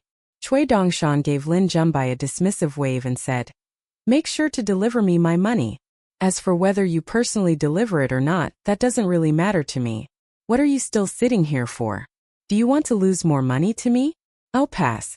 If you keep making donations to me, I'm going to start feeling bad. I could never be friends with someone as generous as you. It'll keep me up at night, knowing that I took advantage of someone so good and generous for monetary gain." Lin Junbai heaved a faint sigh. Those 3 games were all worthy of going down in history in the Shaoyuan Empire, so this was an acceptable outcome for him. Meanwhile, Cui Dongshan was packing away the ghost stones in a completely classless manner, carelessly tossing the stones back into their jars without any care or regard. All the while he was murmuring to himself, "Man, it feels good to win 3 games in a row, but my opponent was too trash, so it wasn't really satisfying at all. I only really get satisfaction from beating someone of a similar level of ability to myself. What a shame." He then suddenly turned his gaze to Lin Junbai and asked, "What? Do you think I was just lucky?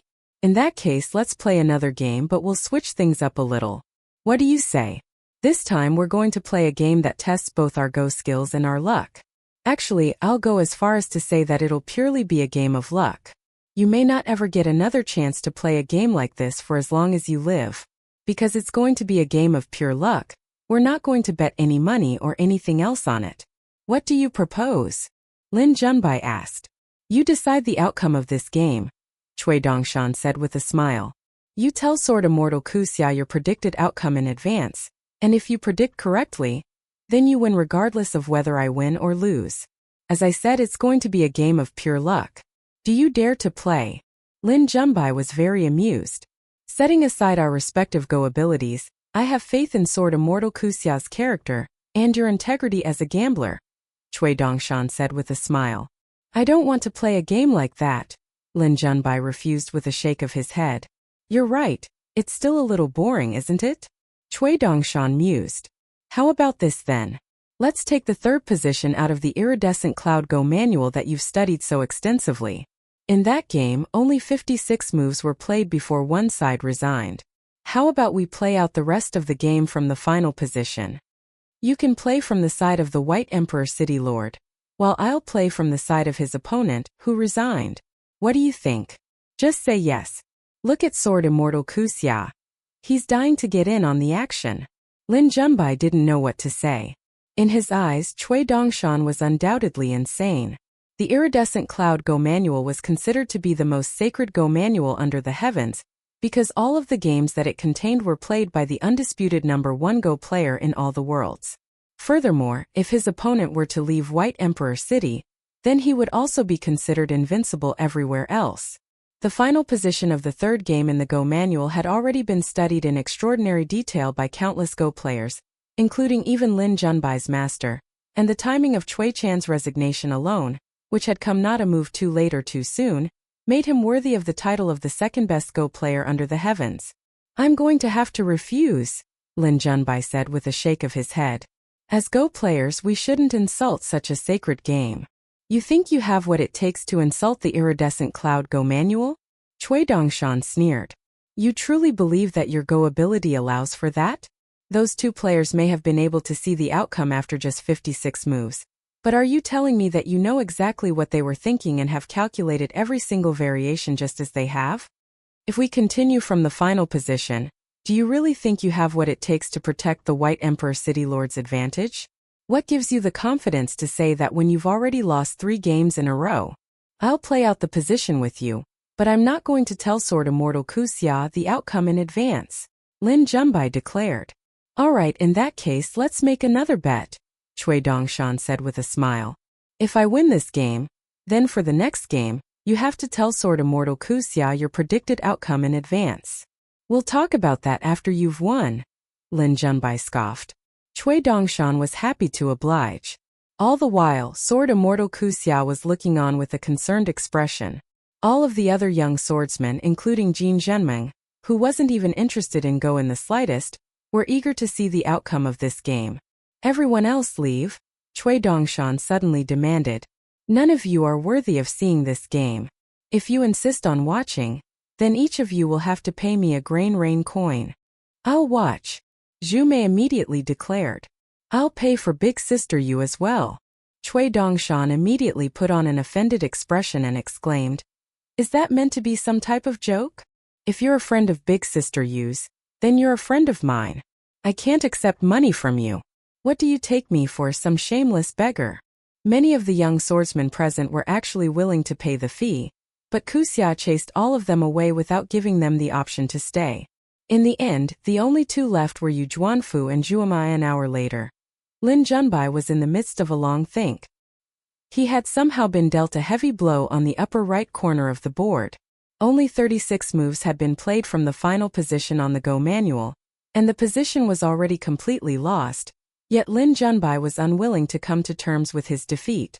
According to our agreement, we'll play one more game, Cui Dongshan declared in an indifferent voice. This time it'll be the second-to-last position in the iridescent cloud Go manual, which has already reached the endgame, so the chances of a comeback are extremely slim. Once again, you'll be playing the position from the White Emperor City Lord's side. Don't forget to tell Sword Immortal Kuxia your predicted outcome in advance. This is just a test of luck, so don't be overly concerned about the outcome of the game. If I win again, then I'm going to have to ask you to play another game with me. Lin Junbai told Sword Immortal Kuxia his prediction, and the two of them set up the position Cui Dongshan had just stipulated. Compared with the previous position, there were far more stones on the board this time. No more than 15 minutes later, Cui Dongshan smiled and said, "For the next game, I'll be the one to tell Sword Immortal Kuxia my predicted outcome. If I win again, then we can only say that luck is on my side, and it doesn't actually have anything to do with your Go abilities." Lin Junbai was sweating profusely, and there was a dazed look on his face. He didn't resign nor did he say anything, and it seemed like he was still trying to figure out how he had lost this game. All the while, Cui Dongshan observed him with a mocking sneer. Yu Juanfu heaved a faint sigh and departed with Zhu Mei. She felt like an utter fool for betting against Cui Dongshan earlier. At this point, Zhu Mei had also realized the gravity of the situation and allowed Yu Juanfu to lead her away without objection. Kuxia was just about to say something, but before the words could come out of his mouth, Cui Dongshan snapped. "Don't you know that it's proper etiquette not to speak when watching a game? Is this how you serve as Dao mentor to one of the brightest prodigies of the Shaoyuan Empire? I've been very lenient so far because I consider young Master Lin a good friend, but if you try to throw around your weight as a sword immortal and interfere with our game, then I'm going to have to call in some reinforcements, do you understand? If you don't, then I can get someone to teach you." A look of resolve appeared on Kuxia's face, and he ignored Cui Dongshan's threat as he said in an authoritative voice, "Stand up, Lin Junbai. Do not engage in this senseless folly any longer." Lin Junbai remained seated at the Go board, his tightly clenched fists serving as a reflection of his internal conflict. Cui Dongshan picked up a Go stone before gently setting it down onto the board, then casually pushed it forward, sending it sliding to Lin Junbai's side of the board. The Go stone stopped in a precarious position, with half the stone suspended over the side of the board. "You can leave, but you must resign," Cui Dongshan said with a smile. "I'll count it as half a resignation." "That's enough," Kuxia snapped in a furious voice. "You're trying to ruin his Dao heart." Cui Dongshan erupted into laughter as he countered. "If a so-called prodigy of his caliber has such a frail Dao heart that it can be shaken just by a game of Go, then he's even more pathetic than Yen Lu.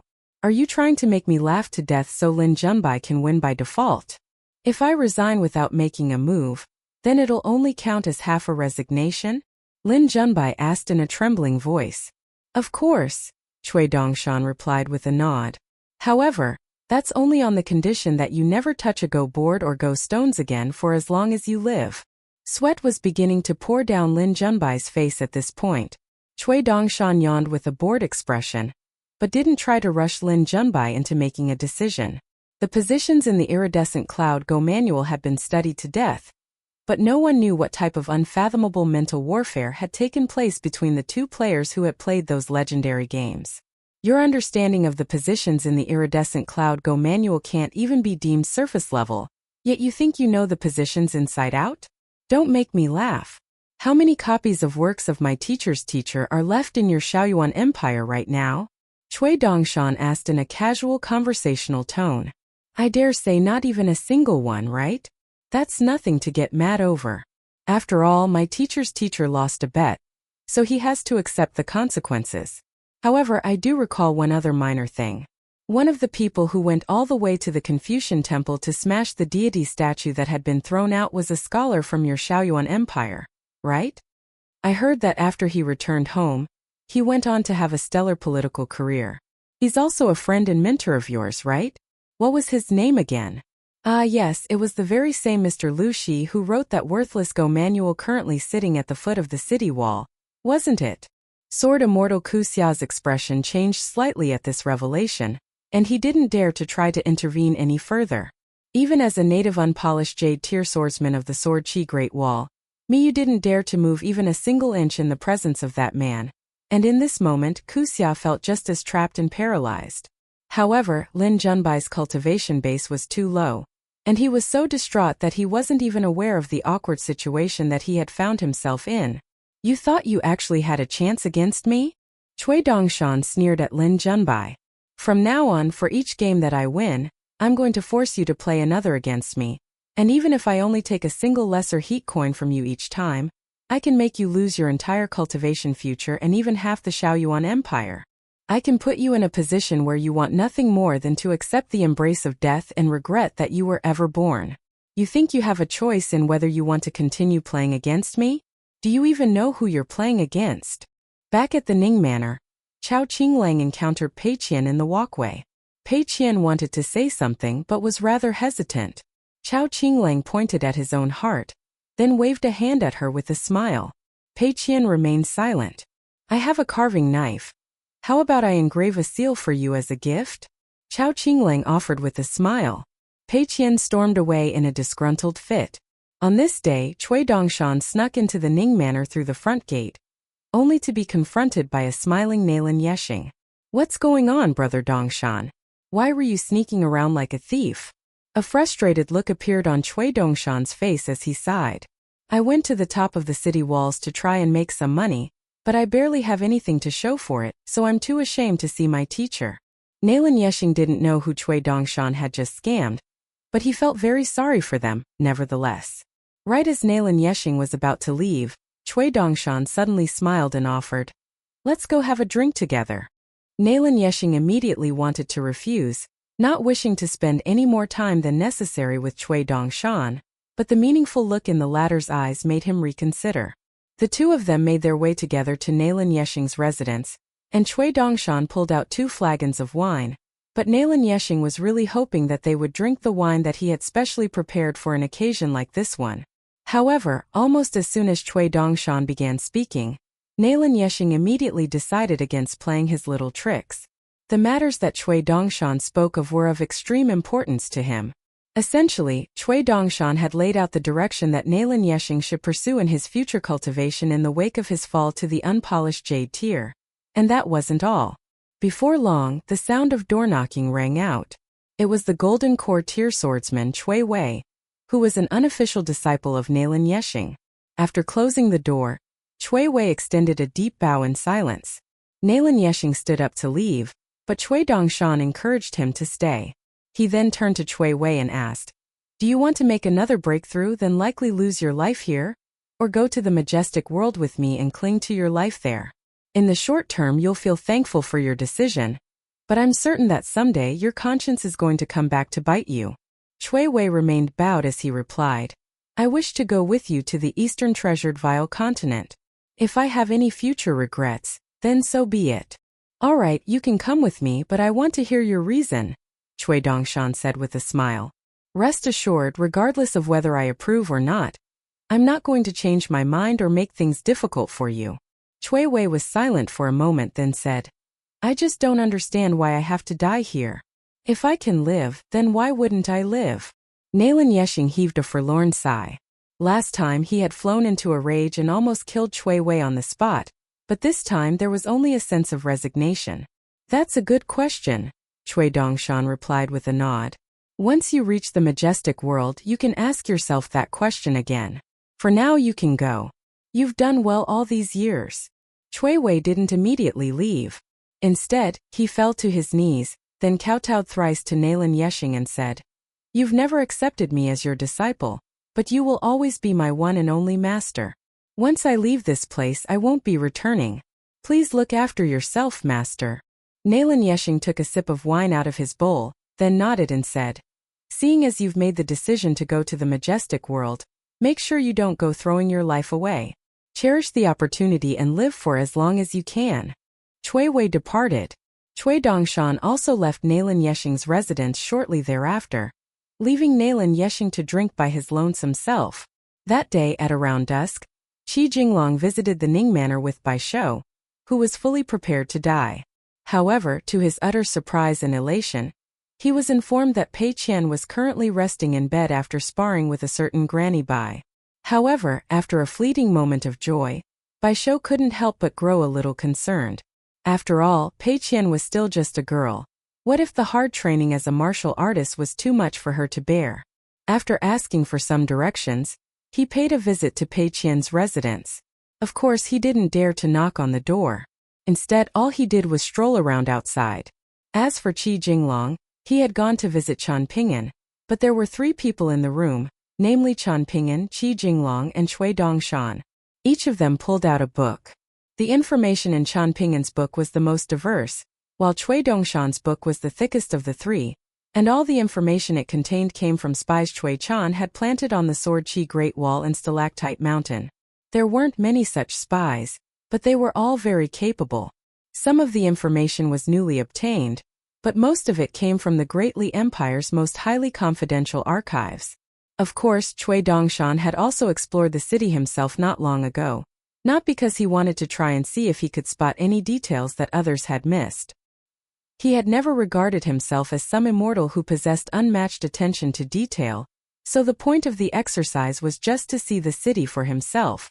Unfortunately, he was only able to stay here for a very limited time, and his status as a disciple of the scholarly sages branch also posed many problems. Otherwise, he would be privy to many details that were closer to the truth. Qi Jinglong's information came from the leader and the disciples of the Great Emblem Sword sect. With a sweep of his sleeve, Cui Dongshan conjured up a sheet of paper out of thin air, hovering slightly above the 2 tables. Immediately thereafter, all of the manors, residences, streets, and alleys in the city rose up from the sheet of paper at his behest. After that, he pulled out 3 brushes, one each for himself, Chen Pingan and Qi Jinglong. The 3 of them were able to pass through the sheet of paper as if it had no substantial form, yet they were able to write on it. The 3 brushes wrote in different colors, namely black, white, and gray. The 3 of them remained silent as they each wrote down a series of names. If the same name appeared more than once in different colors, then Cui Dongshan would circle that name in red. The 3 books were placed on the table, and the 3 of them could pause at any moment to examine the other 2 books. That day, at around dusk, Qi Jinglong and Bai Shou left the Ning Manor and returned to the Great Emblem Sword Sect's armory, while Chen Pingan made his way toward the wine shop with Cui Dongshan. However, the wine shop was not their actual destination. Instead, they went to a shabby residence that was very discreet in both appearance and location. Cui Dongshan remained outside the residence, and after Chen Pingan went inside, Cui Dongshan made his way to a corner 2 alleys away, where he squatted down with a bored expression. Pei Qian was the only one oblivious to the fact that this trip to the Sword Qi Great Wall was only going to be a very brief one. Chen Pingan's only wish was for them to see the Sword Qi Great Wall with their own eyes while it was still in its current form. In the near future, some of the pieces of brilliant scenery on the Sword Qi Great Wall would be no more. "What are you doing here?" Tao Wen asked as he sat back down at the table. "Are you now worried that I won't be able to run your gambling stations in the future? There are many tricks and pitfalls in gambling.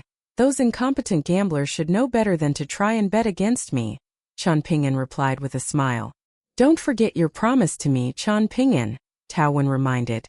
"To you it may be something unimportant, but to me it's not exactly important, but it's not trivial either." Chen Pingan nodded and replied, "There are many promises that I make to myself that I may not be able to fulfill, but I generally always follow through on my promises to others." Tao Wen nodded in response. The first time Chen Pingan approached him and proposed that he become a bookmaker, he had promised him that he wouldn't take even a single snowflake coin from the Sword Qi Great Wall. "Is it the second shopkeeper who's telling me this, or the pure martial artist, Chen Pingan?" Tao Wen jibed. "It's Chen Pingan the swordsman," Chen Pingan replied with a smile, then pulled out 2 flagons of bamboo sea small world. Of course it was the cheapest variety. Tao Wen fetched a pair of bowls from the kitchen, and these bowls were quite a bit larger than the ones at the wine shop. Tao Wen took a sip of wine, then poured another bowl and said, "Don't be like me, Chen Pingan." "I won't," Chen Pingan replied with a shake of his head. In that case, all that's left for you to do is not die, Tao Wen said. Don't forget that this is the Sword Chi Great Wall, not the majestic world. This place isn't even your home. I'll do my best, Chen Pingan replied. Tao Wen raised his bowl, and Chen Pingan gently touched his bowl to Tao Wen's before both of them took a sip of wine. Are there many people like you in the majestic world? Tao Wen asked. Chen Pingan considered the question carefully, then shook his head and replied, There aren't many people like me there, but there are plenty of people better than me and worse than me. You really don't want to go and take a look for yourself? Tao Wen smiled and offered no response. This was a rather unnecessary question, and it didn't seem like something that the snide and cunning second shopkeeper would ask. After drinking in silence for some time, Chen Pingan pulled a pair of seals out of his sleeve, then gently put them down onto the table with a smile and asked, Would you be willing to accept these 2 little gifts, Uncle Tao? I'm not into these things, Tao Wen refused with a shake of his head. I have no use for them, so they'll just sit at home and collect dust. It would be much more worthwhile for you to sell them than to give them to me. Chen Pingan stowed the seals away, and both of them finished their bowls of wine. Chen Pingan stood up from his chair, then cupped his fist in a salute with a smile and said, I don't know when we'll get to drink together next. Everyone on the Sword Chi Great Wall knows that I'm a terrible drinking buddy, so you're really not missing out on much, Tao Wen said with a parting wave. Chen Pingan left the residence and made his way down the alley with his hands balled up into tight fists. All of a sudden, a reminiscent look appeared in Chen Pingan's eyes, and he was reminded of Clay Vase Alley back home. Tao Wen missed his deceased wife and daughter dearly. Chen Pingan couldn't help but wonder if his parents also missed him in the afterlife. He stopped in his tracks in a momentary daze before continuing onward. All of a sudden, Tao Wen appeared at the entrance of the residence with a smile on his face and asked, By the way, what's engraved on those 2 seals? I don't want them, but I'm curious about their inscriptions. Chen Pingan shook his head and replied, Nothing much, Uncle Tao. Just some phrases that I copied from books. All right, whatever you say, Tao Wen chuckled. Chen Pingan didn't say anything, and that was very much unlike the second shopkeeper. Tao Wen leaned against the doorway, looking into the empty residence. It seemed that the wine had been a little extra spicy, bringing some tears to his eyes. Yes, that had to be it. As Chen Pingan made his way down the alley, Tao Wen sat down on the doorstep, facing the table in the room as he murmured to himself, Last time I was too late, and I've made you and your mother wait for me for so many years. Don't worry about me, spring onion. I'm having a great time over here. I get to eat Yangchun noodles, and I get to drink wine with good people, so there's no need to feel sorry for me at all. Chen Pingan and Cui Dongshan made their way toward the wine shop together. Did you manage to convince him, teacher? Cui Dongshan asked. Is Tao Wen still unwilling to leave the Sword Chi Great Wall, even if he knows that he's going to die here? Just as there were people on the Sword Chi Great Wall like Cui Wei, who wanted to live, there were also those who had pledged themselves to die here like Tao Wen. There had been many people on both ends of the scale throughout the history of the Sword Chi Great Wall. Why was it that all of the top sword immortals throughout the history of the Sword Chi Great Wall had been opposed to the principles of the 3 teachings and 100 schools of thought taking root on the Sword Chi Great Wall? It was definitely not just a case of them looking down on those principles. Instead, the reason was that the more one learned, the more they would think, and as a result, their sword heart would no longer be pure. If that were to happen, then the Sword Chi Great Wall would fall very soon. Even among the current native sword immortals on the Sword Chi Great Wall, very few people were aware of this. Many years ago, the old great sword immortal had personally conjured up a small world atop the city walls, and a collection of sages had gathered to conduct divination, but the outcome had not been that good. After that, all of the sages, noble scholars, and virtuous scholars from the etiquette sage and the second sage's branches were given strict orders to only oversee wartime proceedings whenever they were sent to the Sword Chi Great Wall, and they were forbidden from doing anything outside of that. There had been some people who were willing to accept the risk of punishment to try and do some things for the betterment of the Sword Chi Great Wall. The native sword immortals of the Sword Chi Great Wall never tried to actively oppress or discourage them, but in the end, all of them simply became disillusioned and gave up. All we did was drink, and I didn't try to persuade him, Chen Pingan replied. Drinking really does always get in the way of things. Chen Pingan was walking along at a leisurely pace, And Cui Dongshan wasn't in a hurry either. All of the streets and alleys that they passed through held various different stories, all with bad endings. What was the outcome of your games against Lin Junbai? Chen Pingan asked. With a rustle of Cui Dongshan's sleeve, a bouquet of shimmering golden lotus flowers appeared around the two. This was an illusion that he had conjured up through the use of a secret technique. From the outside, these lotus flowers were only visible to sword immortals of the upper 5 tiers, and only after seeing the flowers would one be able to eavesdrop on their conversation. However, witnessing the flowers was already an attempt at forcibly breaking the formation, and Cui Dongshan would be instantly alerted. If there were any sword immortal rude enough to try and eavesdrop on them, then Cui Dongshan would be sure to pay them a visit. Lin Junbai is a smart kid, but he's still too young, so he's lacking in experience and composure, Cui Dongshan replied with a smile. Of course, I'm a little smarter than him, and I could have easily completely ruined his Dao heart, but there was no need to do that. The one that I truly have gripes with is Mr. Lu Shi, not Lin Junbai. Speaking of Mr. Lu Shi, I can't believe such a terrible Go player has dared to write a book teaching others how to play Go. Apparently it's selling quite well too. As a matter of fact, it's almost on par with the iridescent Cloud Go manual in sales in the Shaoyuan Empire. I could have forgiven him for his past transgressions, but he's getting in the way of me making money now, and I can't stand for that. How is he getting in the way of you making money? Chen Pingan asked with a puzzled expression.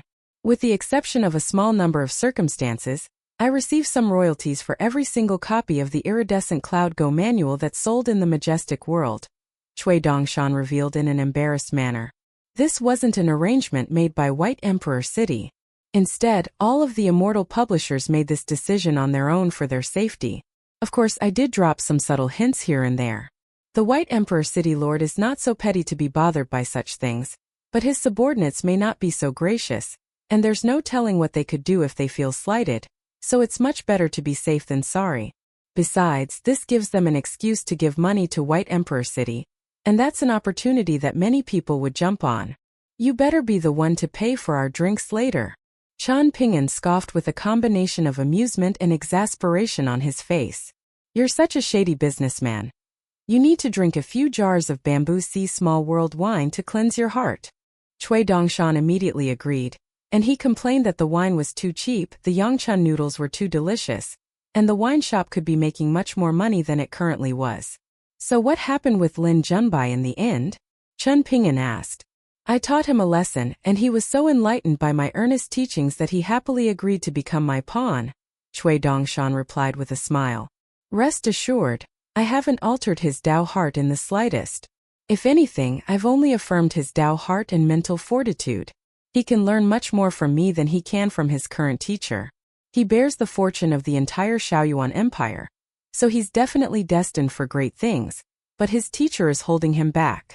The imperial preceptor of the Shaoyuan Empire is under the misconception that he can slowly mold Lin Junbai into a carbon copy of himself to serve as the future guiding force of the Shaoyuan Empire. But little does he know that Lin Junbai is extremely proud and doesn't wish to become anyone's shadow. It's this pride of his that's given me an opening. By working with each other, both Lin Junbai and I will both get what we want, so it'll be a mutually beneficial collaboration. Ultimately, I was only willing to enlighten him because his potential makes him worthy of my time. You shouldn't have asked me this, teacher. Hearing about such unsavory things will only ruin your appetite for wine. The teacher's business is the student's business, so why shouldn't the student's business also be the teacher's business? Chen Pingan countered with a shake of his head. Cui Dongshan lifted a sleeve to his face, pretending as if he had been moved to tears, only for Chen Pingan to interject. Save your flattery. Just make sure to buy more wine from the shop in the future.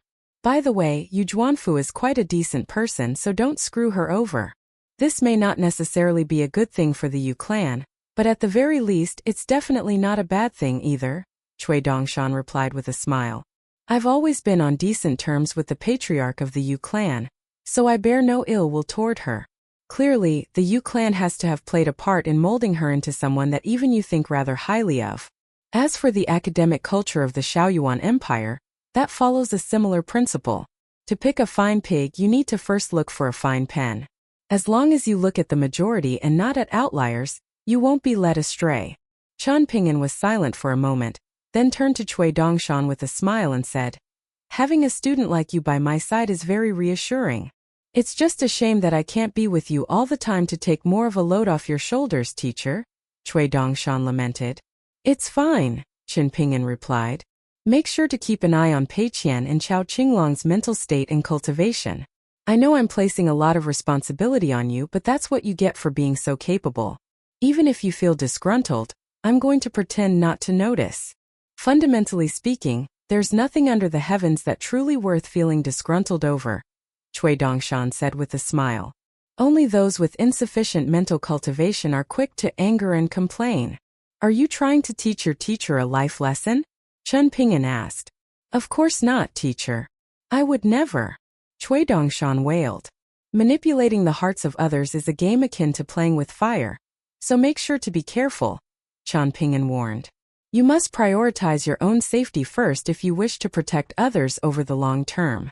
"I understand, teacher," Cui Dongshan replied with a nod. In this world, there was always going to be a price to be paid when preaching principles to others, whether that price be big or small. For example, Cui Dongshan was temporarily shirking all of the heavy responsibilities that he had back on the eastern treasured vile continent to come here. Cui Chan hadn't reprimanded him for this, and the letter that he sent to Cui Dongshan only ordered him to return as quickly as he could. Essentially, he had approved Cui Dongshan's unannounced leave of absence. However, Cui Dongshan wasn't one to reciprocate his lenience. Instead, if Cui Chan were going to make a concession, then he would take full advantage. Cui Dongshan was aware of what Chen Pingan had done on the Sword Qi Great Wall. Not only that, but he was even able to get Qi Jinglong involved as well. Cui Dongshan only ever did things that were simultaneously interesting, worthwhile, and profitable. Hence, there could only ever be people like Lin Junbai around him, and he could never walk the same path as the likes of Qi Jinglong and Zhong Kuei, but the same didn't apply to Chen Pingan. He couldn't convince his teacher to be like him, so he stopped trying. The majority of students under the heavens were always trying to gain something from their teachers, whether that be knowledge, renown, protection, wealth. Cui Dongshan couldn't be bothered to comment on whether that was good or bad. In any case, he was an exception to this norm, and it hardly mattered what type of relationship other students shared with their teachers. The wine shop was absolutely packed, so Chen Pingan and Cui Dongshan squatted down by the side of the street with 2 flagons of wine. Before long, many unfamiliar swordsmen had gathered around them. At this point, Cui Dongshan had already made quite a name for himself on the Sword Qi Great Wall. Everyone had heard about his consecutive victories on the Go board against Lin Junbai, so they were aware that he was an exceptional player.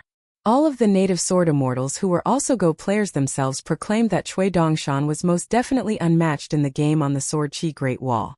This made all of the drunkards and gamblers feel much better about themselves. If Chen Pingan were Cui Dongshan's teacher, then he had to be an even better Go player than the latter, so it wasn't all that shameful to lose so much money to someone so shrewd and calculating. At the same time, many people felt like they were wrong about Chen Pingan. They had been denouncing him as a shady bastard this entire time. Yet he had never tried to use his Go skills to scam people out of money. Clearly, he still had some semblance of a conscience left. At the moment, business was booming for the wine shop, so much so that Daizhong was planning to buy up the 2 neighboring shops. Initially, she was worried that this was a bad idea, so she had been very timid when bringing up this matter to Chen Pingan. However, to her surprise, Chen Pingan had agreed to her idea, and that made her feel like perhaps she was at least somewhat cut out for business after all. She approached Zhang Jiazhen to discuss his future employment at the wine shop, and he agreed to work full-time in the shop going forward. Additionally, there was also another young man of a similar age from Raincoat Alley by the name of Jiang Chu, who also approached Daizhong in secret in the hopes of securing a job. He told her that he required no wages, and that all he asked for were free meals as compensation for his work. Of course, Daizhong didn't agree. She told him that he would be issued a wage, but in the beginning it wasn't going to be a significant one. However, his wage would increase over time if business continued to improve. Recently, Jiang Chu had been frequently visiting Zhang Jiazhen to ask him questions about working at the wine shop, and Zhang Jiazhen was happy to answer his questions. Both of them were of a similar age and had come from similar underprivileged backgrounds, so they quickly got along with one another. On the way back to the Ning residence from the wine shop, Cui Dongshan was carrying 2 jars of Azure Divine Mountain wine that cost 5 snowflake coins apiece. All of the drunkards were absolutely aghast upon seeing this. The second shopkeeper was even scamming his own student out of his money, so of course he wasn't going to spare anyone else. The self-proclaimed top gambling expert on the Sword Chi Great Wall was a nascent tier swordsman who even Aoyang wasn't able to scam a single copper coin out of, and apparently, he had already begun looking into how he could make money from the second shopkeeper. Once he figured it out, he would write a book containing his methods and hand them to everyone free of charge as long as they had a drink at the Treasured Light restaurant, the largest restaurant on the Sword Chi Great Wall. The restaurant was run by the Qi clan, who clearly intended to give Chen Pingan a piece of their mind. Upon opening the gate for Chen Pingan and Cui Dongshan, Nalin Yeshing received an unexpected gift in the form of 2 flagons of wine. He was so ecstatic that he blurted out an enthusiastic greeting to Cui Dongshan, referring to him as Brother Dongshan. In response, Cui Dongshan respectfully greeted him as Grandpa Nalin. Clearly, Nalin Yeshing was trying to screw him over again in front of Chen Pingan, and he hadn't learned his lesson from last time. What Cui Dongshan had said earlier to Bai Lianshuang had only planted a little seed of discontentment in her heart, but this time Cui Dongshan was going to make sure that Nalin Yeshing received a brutal beating from her. In the minute-small world at the training ground, Pei Qian was sparring with Granny Bai. Chen Pingan didn't have the heart to go and watch. He had suffered extremely horrific beatings at the hands of various 10th-tier martial artists in the past without even batting an eyelid, but he couldn't bear to see his disciple being subjected to the same torment. He was worried that if he went to watch, then he would feel so bad for Pei Qian that he wouldn't be able to bring himself to reprimand her even if she made mistakes in the future. In a summer palace outside the city, the hidden official was standing on a chair while lifting herself up by her pigtails. The chair was suspended in midair, and from her aerial vantage point, she was able to see an enormous map that depicted the entire city in incredible detail. At the moment, the map was riddled with a series of bright red lines that branched from the Ning Manor to various other places, including Dai Zhang's wine shop, the corner of the alley where Chen Pingan told his stories, and the spot atop the city walls where Zhuyu resided. There were also some other less frequented places, but all of them were locations that had been visited by Chen Pingan. Peng Yuanji had once asked the hidden official why she was tracking Chen Pingan. It wasn't like he was a spy of the demon tribe, so what was the point in keeping such a close eye on him? In response, the hidden official had told him that she was simply doing this out of boredom. She had no one to fight and no wine to drink, so she had to find a pastime. This was a very typical answer for her, and Peng Yuanji didn't ask any further questions. According to the hidden official, she may not have been the best hidden official in the history of the Sword Chi Great Wall, but she was definitely up to par. Not only that, but she had made many contributions beyond what was expected of her. Yet the old great sword immortal was still constantly on her case, and that was completely unfair. Luo Shan was still wearing a round collar brocade robe of the same style as she usually wore, but this one was a different color. Luo Shan made her way into the main hall of the summer palace, then drew another red line onto the map. Why did he take Cui Dongshan to Tao Wen's residence? What could he be visiting Tao Wen for? Zhuan mused with a puzzled expression. You're asking me? Luo Shan scoffed. Should I go ask Chen Pingan? Or Cui Dongshan? You can go if you want to, I'm not gonna stop you. Zhuan shrugged. Luo Shan gave him a displeased glare, but he was completely unfazed. He probably went to try and convince Tao Wen not to throw his life away, the hidden official said. He's too soft and sentimental. No wonder I disliked him from the moment I first set eyes on him. He still hasn't been around on the Sword Chi Great Wall for long enough. If he can still be so sympathetic even after staying on the Sword Chi Great Wall for a long time, then I'd be very impressed. It's just a shame. The hidden official's voice trailed off here, and Luo Shan and Zhuan knew better than to ask her to elaborate. All of a sudden, the hidden official groaned in disappointment. Yu Qing survived. What a letdown. Lord Hidden Official, what did the old great sword immortal say to convince Zhuyu to spare Yu Qing?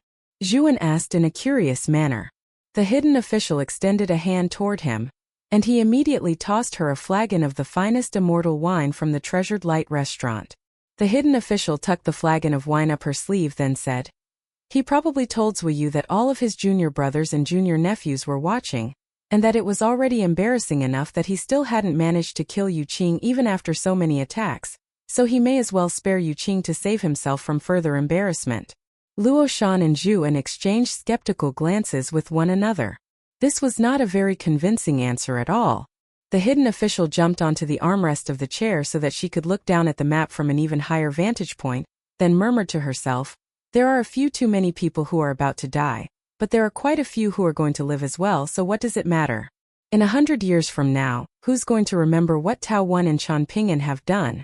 Everything they're doing is completely futile, yet they're going about it as if it's the most important thing in the world. I genuinely don't understand what these people are thinking. This is what happens when you read too many books. Man, if only I could get a sip of wine. Zhu An, hurry up and start drinking. That way, I'll at least be able to smell some wine." On this day, Zuyu found himself in a very awkward situation. When it came to Cui Dongshan, he could simply lash out if he didn't like the look of him. Similarly, he could adopt a very simple and direct approach when dealing with Chen Pingan. However, the two people standing before him were his junior nephew and junior niece. In addition, there was also Guozhuzhou, who may be technically counted as half a junior niece of his. This time, Pei Qian was planning to speak up first. Last time she had been complacent and lost to Chao Qinglang, but she was definitely going to even the score this time. Hence, she immediately prepared to speak as soon as Chen Pingan and Zuyu finished exchanging pleasantries, but for all of her extensive calculations, she failed to account for Guozhuzhou. For some reason, the seniors of her clan were allowing her to run free, and she had been constantly hanging around the Ning Manor of late. Not only was she interrupting Ning Yao's seclusion, she was also displaying no respect to her senior sister. Just because I don't acknowledge you as my junior sister doesn't mean you can disregard me as your senior sister. How about I knock your annoying little head in to teach you a lesson? No, I must be calm and measured. Master always tells me that one should only resort to fists and swords once principles have been preached upon deaf ears. On this day, Guozhuzhou beat Pei Qian to the punch, asking, "Future senior uncle, I heard you single-handedly surrounded Yu Qing and a bunch of other sword immortals. Everyone's super impressed, but it was actually no big deal for you, right? In the past, you surrounded so many great demons on your end, and you chopped them up like cabbage, so you must be used to it. I'm sure of it. Just admit it, future senior uncle. Don't try to deny it." "I can admit that," Zuyu replied with a smile. "If I were a demon from the savage world, I would be praying all day, every day that your swordsmanship doesn't improve any further beyond this point," Guozhuzhou said with a serious expression. Pei Qian was so frustrated that she was scratching her own head. "This is the most insincere flattery I've ever heard. Don't believe her, senior uncle." Zuyu spoke to both Pei Qian and Chao Qinglang with an amicable smile, perfectly playing the part of the benevolent senior. He praised Pei Qian's deranged demon sword techniques and told her to keep it up. He also told her that she could learn the sword intent passed down to her by Zhou Chang, and that he would be personally instructing her in swordsmanship in the future. He then told Chao Qinglang to keep up with his studies as it was a fundamental doctrine of the scholarly sages branch to focus on both study and cultivation. At the same time, he also indirectly threw some shade at Chen Pingan, telling Chao Qinglang that it was nowhere near enough for him to follow only Chen Pingan's teachings. It was important for all followers of Confucianism to strive to be better than their teachers. Otherwise, if the students regressed generation after generation, then they would only be putting their predecessors to shame, and that was unacceptable in the scholarly sages branch. Chen Pingan was both pleased to see such a benevolent side to Zuyu, but also a little disgruntled. How come he's never so gentle and easygoing with me? Is this like how some people are always strict with their children but dote on their grandchildren? The old great sword immortal's thatched cottage wasn't far away, so after visiting Zuyu, Chen Pingan took his students and disciples to visit Chen Qingdu. Chen Qingdu emerged from his thatched cottage, then immediately told Cui Dongshan to piss off upon catching sight of him. Cui Dongshan immediately obliged, skipping away while flapping his sleeves up and down like a goose about to take flight. Guozhuzhou turned to depart as well, and as a show of her sincerity, she was swinging her arms up and down even more vigorously than Cui Dongshan. "You can stay," Chen Qingdu said with a smile. "I didn't tell you to leave." Guozhuzhou was very relieved. and she turned back around and returned to her original spot. Pei Qian heaved a massive internal sigh, and she decided that she had to advise her master to be more prudent when selecting students and disciples in the future. If all of his future disciples were going to be like this brainless little girl, then Downtrodden Mountain was doomed. Of course, as Chen Pingan's first ever disciple, she was the epitome of selflessness and fairness. She had no personal gripes toward Guozhuzhou. She was simply looking out for the best interests of Downtrodden Mountain. However, she also couldn't help but admire Guozhuzhou a little. A benefit of being so stupid was that she had no fear, even in the presence of Chen Qingdu. As for Pei Qian herself, she didn't dare to speak unless spoken to, and she didn't even dare to look at the old greatsword immortal for too long as her eyes would hurt. Chen Qingdu's gaze roamed over the children before finally settling on Chen Pingan, and he asked, "Do you have your answer?" "There have always been some things that the disciples of the scholarly sages branch will and won't do," Chen Pingan replied. "All right, it's up to you," Chen Qingdu replied with a casual nod. Later, Zuoyu sat in the middle atop the city walls, with Chen Pingan and Pei Qian sitting on either side of him. Guozhuzhou was sitting on Chen Pingan's other side, while Chao Qinglang was sitting next to Pei Qian. Cui Dongshan had been told to leave by the old greatsword immortal earlier, but for some reason, Chen Qingdu had summoned him back again. After discussing whatever it was that they had to discuss, Cui Dongshan stood beside Chen Qingdu as if they were equals, looking out at the distant scenery together. "What do you think?" Chen Qingdu asked with a smile. "I'm just afraid that it could all just be a big dream," Cui Dongshan replied in an indifferent voice.